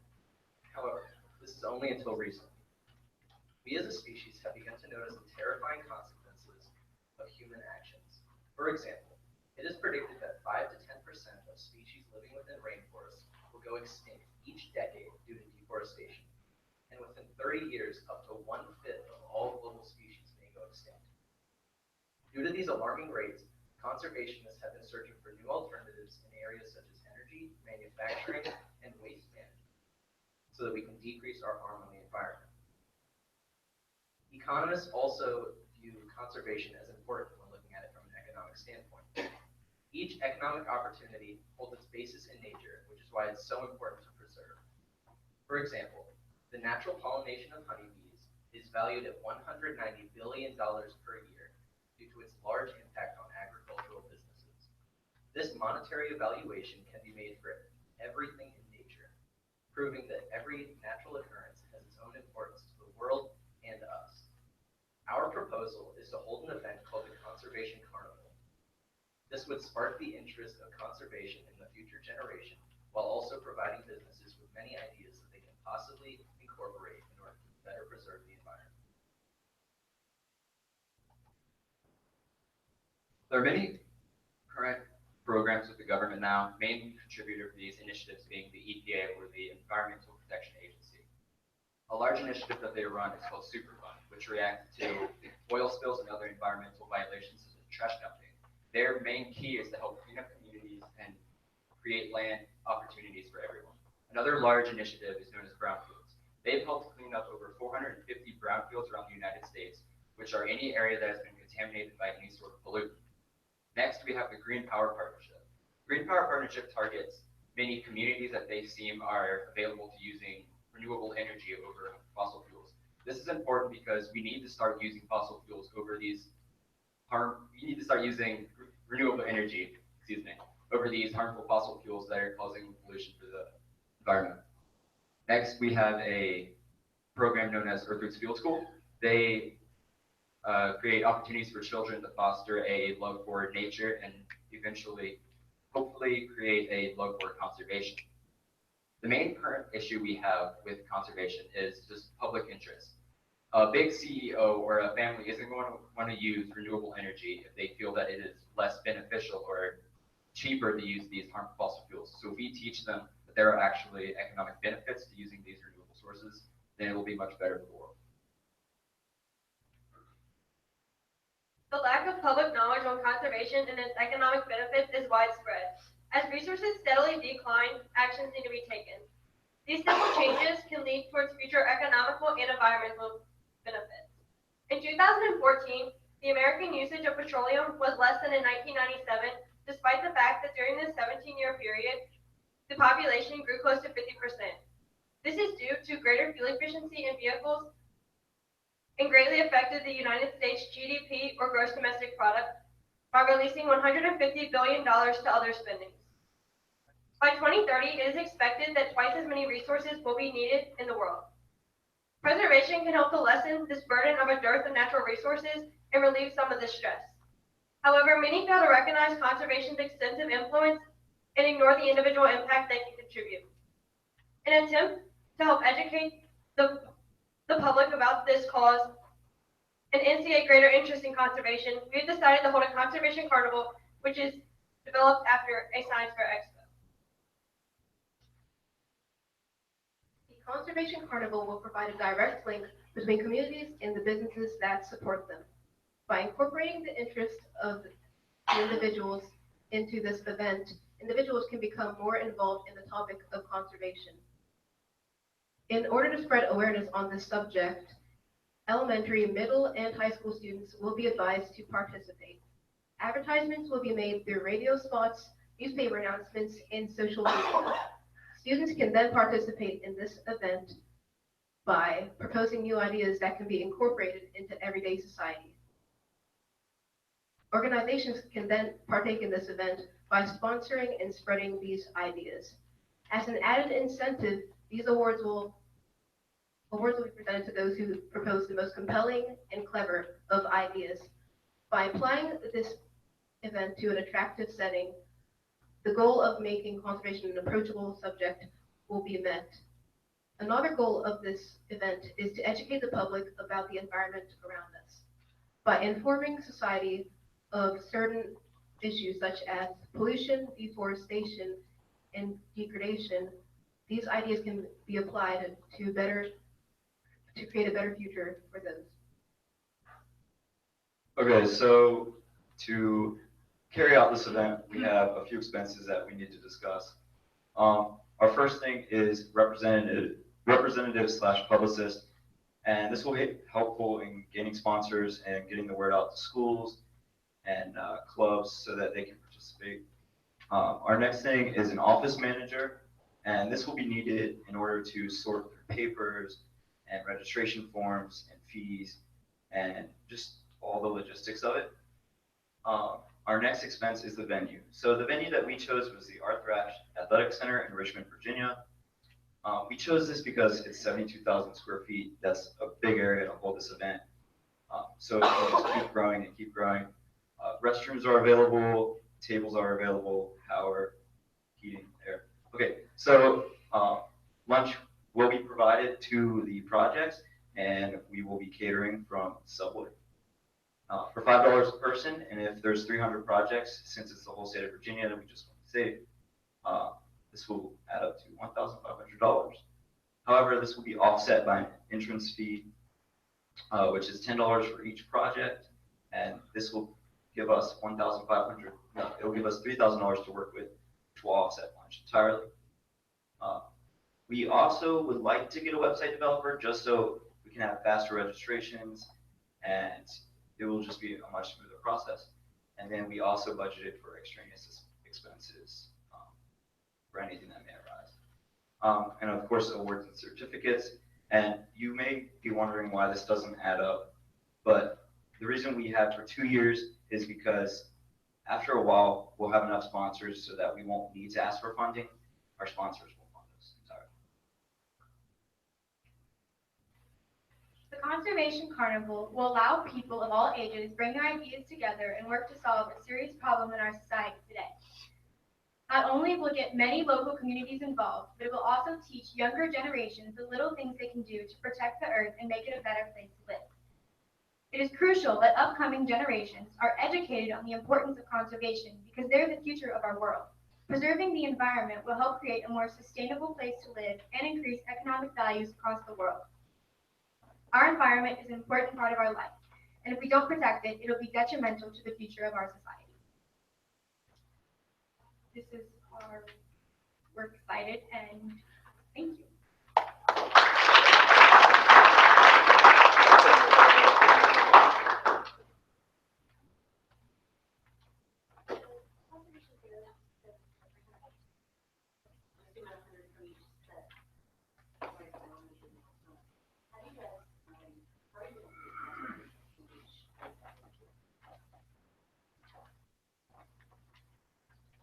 We would most likely do it through just a first come, first serve system, where if you were to apply first, you'd get the spot.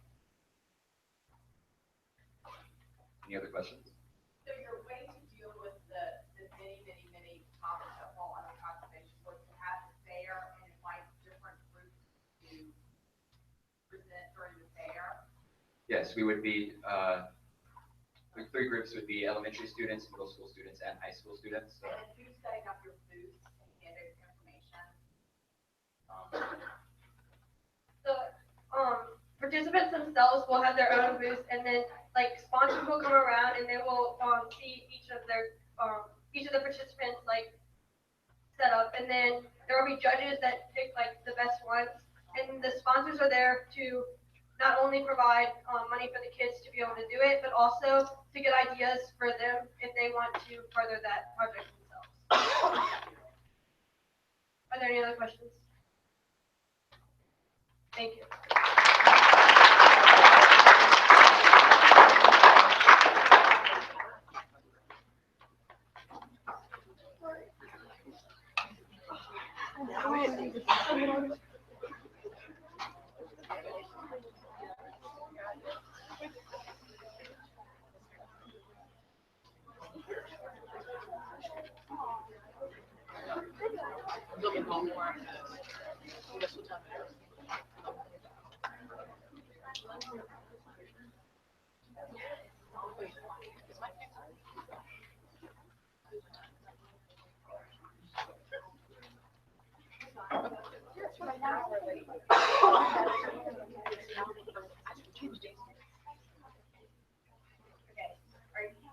So I'm Noelle.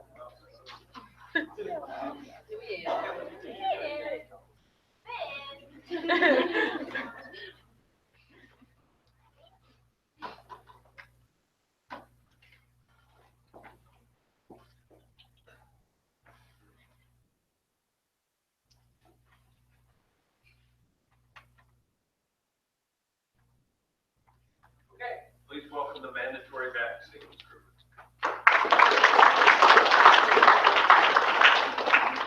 I'm Noelle. Here with Bronte, McKinsey, Charlotte, and our topic is mandatory vaccines. Our goal is to inform the society about the benefits of mandatory vaccines. These vaccines came in the year 1796 when Edward Jenner performed an experiment to prove his hypothesis, which was if you are infected with a disease or an illness, and after you are injected with the vaccine, you are not able to get the same. Yeah. After he tested the experiment, his hypothesis was proven correct.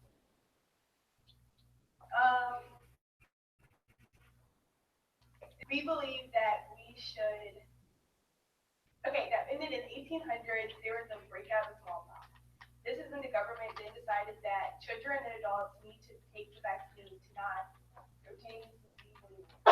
We think that mandatory vaccines are a good thing because it benefits society, it helps them, it helps to stop spread diseases.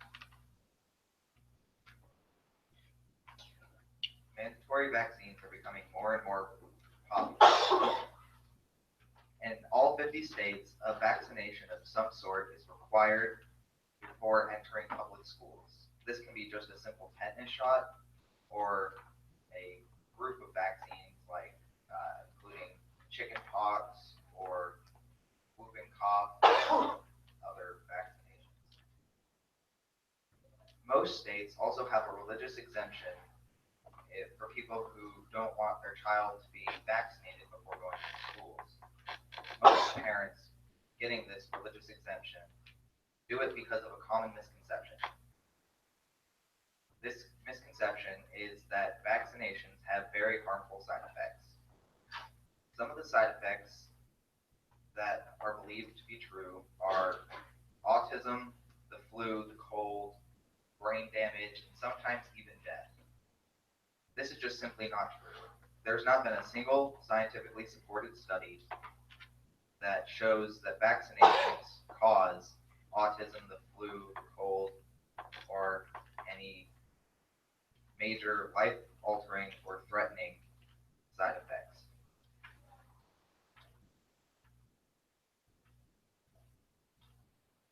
Because people are against mandatory vaccinations, they will stay at the public school level for now, although we feel that they are slowly becoming more popular and that on a wider scale in the near or far future.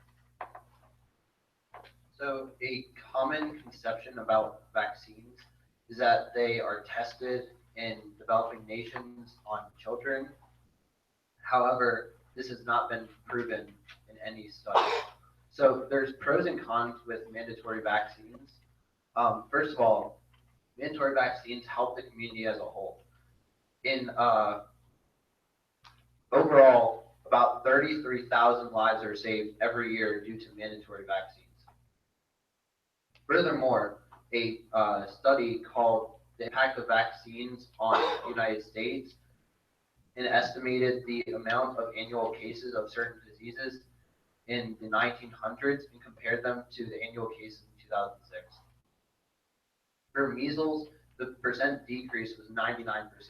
This was all due to vaccines, nothing to do with hygiene or other cleanliness.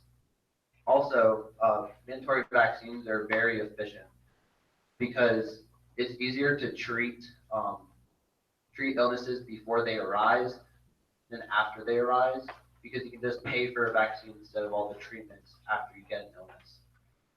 Lastly, they're very safe. They're always tested for safety and monitored to make sure that no one gets injured in the process. However, there are cons, some of them facts and some of them just beliefs. So mandatory vaccines are only 90 to 95% effective. That means that there's still a 5 to 10% chance that you will still acquire a specific illness, even if you get the vaccine. Some people believe that mandatory vaccines help create new viruses due to like evolution, but that has not been proven to be true. Also, mandatory vaccines sometimes interfere with people's moral beliefs. They say that they have freedom and that they can choose whether they want vaccines or not. And some schools actually allow people to get away with like religious or moral beliefs if they're like legit. And then mandatory vaccines, people say that they're unnatural because natural like resistance to infections are much more efficient, even though they take longer to like acquire rather than like getting a normal vaccine.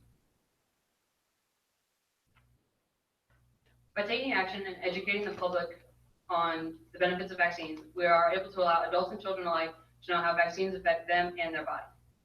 We strive to educate children in schools by petitioning the Board of Education of Virginia. Through our proposal, we hope to inform those that aren't educated on vaccines about vaccines, influence them to meet with their physicians, and improve the lives of those and everyone around the world. Okay, so we've talked a little bit about the history and the background and the issues with vaccines, but we really want to focus in 2018 on research and education. For starters, we're going to have a team of research scientists, one full-time and two part-time. The full-time researcher is $100,000, and both of the part-time are $40,000. We also are going to be needing $25,000 for the usage of a lab, and the total for research for the year is going to be $205,000. For education, we are focusing on educating the general public of the DC area using radio and print advertising and billboard spread. We are also going to be hiring one part-time publicist to make sure that we do not come off like a lobbyist organization. And we are not trying to pass any laws. We are just trying to conduct research and then educate people about the research that's done. The total for our proposal is $250,000.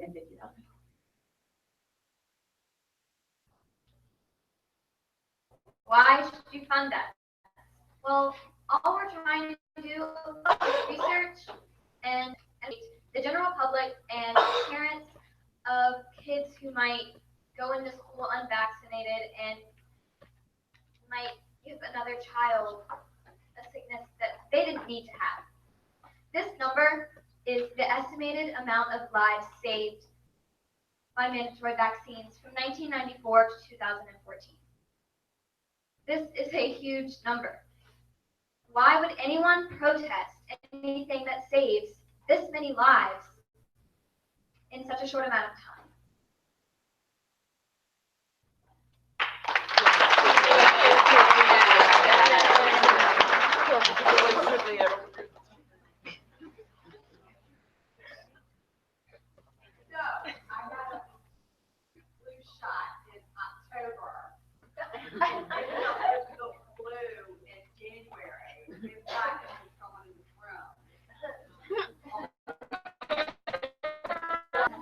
Based on your research, do you suggest I keep getting flu shots or should I just give up?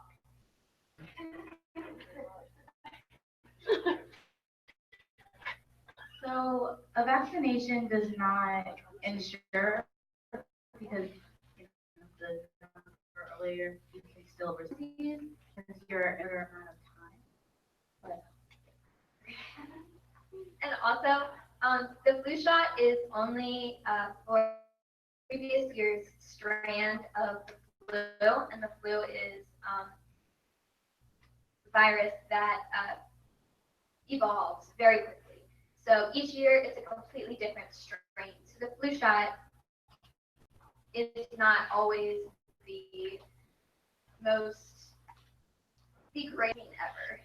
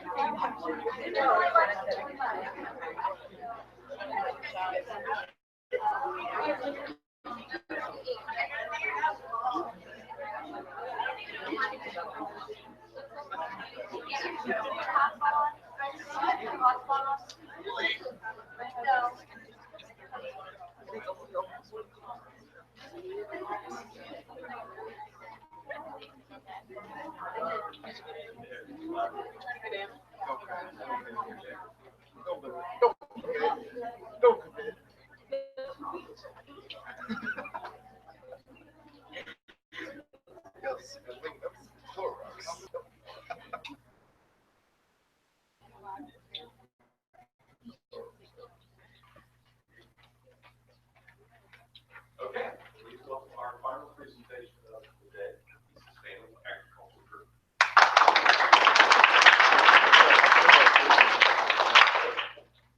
Hi, my name is Celia.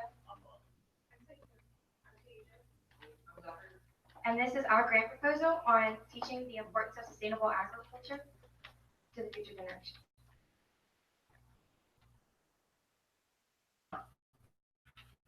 Sustainable agriculture is anything that preserves the environment, it uses resources efficiently, and fulfills our dietary and economic. Sustainable agriculture became prominent in the late 20th century.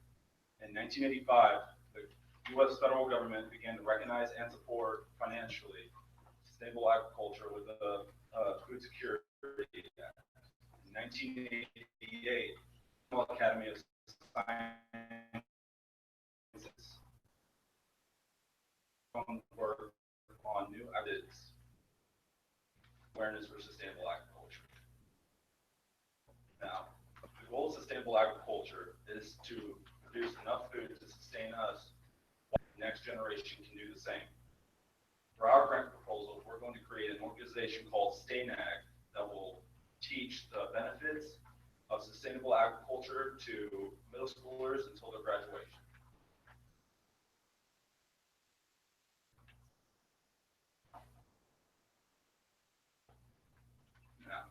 We will teach them the benefits of economically personally and environmentally of culture through school-sponsored field trips to local pool club.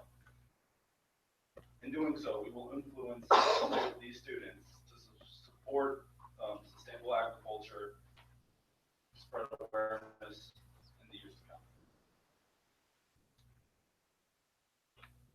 So the 2016 government spending bill increased sustainable agriculture research and education. The funding continued innovation for sustainable agriculture through research and educate and outreach to farmers. The last year, over $34 billion worth in environmental damage was caused by industrialized agriculture. Agriculture still dominates the U.S. of the more economically friendly and environmentally friendly option of sustainable agriculture. Sustainable agriculture, there are a couple of reasons why sustainable agriculture differentiates from industrial agriculture. For example, take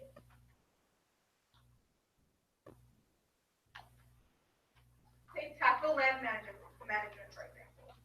Sustainable agriculture uses, when compared to industrial agriculture, sustainable agriculture uses farming methods like crop rotation in order to preserve land and increase productivity. Sustainable agriculture also limits the use of harmful chemicals like fertilizer and pesticides. And because of this, it contributes less to pollution. Sustainable agriculture also has better integration of livestock and crops when compared to industrialized agriculture. So these are the reasons why sustainable agriculture is better than industrialized agriculture. Issues surrounding agriculture today is the ability to farm sustainably. We plan to address this issue by educating future generations about certain farming techniques that will provide them with a lasting food supply, but without harming the environment. One of the main reasons that this issue needs to be addressed is because that the supplies available for farming today are quickly diminishing as each crop is being produced. This issue needs to be addressed because not only will it produce a lasting food supply, but it will keep the farms creating a profit, which will keep the farmers in business. Also keep the students, it will keep the future population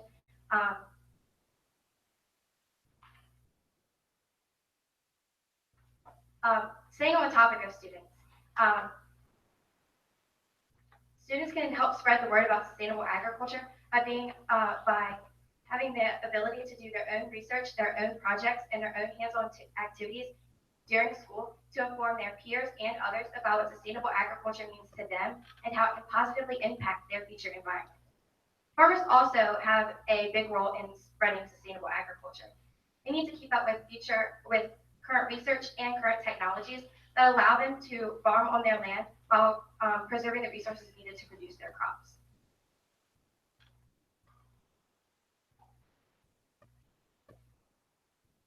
To address this issue, we plan to implement sustainable agriculture into the lives of upcoming generations by teaching students the benefits of sustainable agriculture along with sustainable farming techniques and home practices through an educational program that will take place in the school environment as well as on a sponsored farm. By working with these students, we hope to enhance their skills in sustainable farming as well as leadership and responsibility. Opportunity to spread their knowledge to their family and peers. Students will also be able to devise and carry out events to encourage community involvement. If this is to persist, the acceptance of sustainable agriculture will increase over time, thereby further enabling the pathway to future research and efficient sustainable. Our organization, Sustain Ag, will be teaching these students about sustainable agriculture by taking them to a sponsored farm on Lake Anna. We will be providing the transportation to and from the farm, as well as on-site transportation in the form of golf carts, because there's approximately 1,000 acres of farmland it'd be very difficult to travel without any means of transportation around the farm. We'll be hiring instructors to teach the students about the equipment on the farm, how to use this equipment, and how to maintain a sustainable farm. The students will also have the opportunity to learn about the animals on the farm, how to take care of them, and what they do for the farmer. Our goal is that they will acquire these skills and use them to better the future. The budget for this proposal involves 4 main categories: transportation, instruction, food, and products. The distribution of funds for this proposal is shown on the graph above. The total estimated yearly cost for this proposal is about $107,000. This cost facilitates 30 trips per year for 6 schools. It was estimated that 8 students per school would attend each trip. For transportation, STANAG uses the school's transportation rates of 70 cents per mile and $13.57 per hour. Since the trips will last approximately 9 hours each, the total transportation cost is about $33,000. STANAG will hire a total of 6 instructors per trip, as shown in the picture. Carl Graves farms over 1,000 acres in a local farm near Lake Anna. The instructors will be paid about $20 per hour, which leads to a total yearly instruction cost of about $32,000. Next, STANAG will provide food for each of its participants for lunch. It will be provided at a cost of $2.69 each, which is the average national cost for school lunch. This brings the total yearly lunch cost to about $4,000. Finally, this organization will provide many products to its participants, including water bottles and sweatshirts. It will also provide a golf cart for every 4 students on the trip at a cost of about $6,000 per school. This brings the total product cost to about $38,000 per year. One of the reasons as to why sustainable agriculture is not as widely accepted is because there is not much sufficient funding to support the adequate research that is needed for solutions and methods associated with sustainable agriculture as opposed to industrialized agriculture. With the provided funding, our plan to work with these students will provide an abundant potential to increase the acceptance of sustainable agriculture over time. And over time, as the upcoming generations rise while we work with them, they will also be able to obtain the ability to meet their food and textile needs and create new pathways for the next upcoming generation.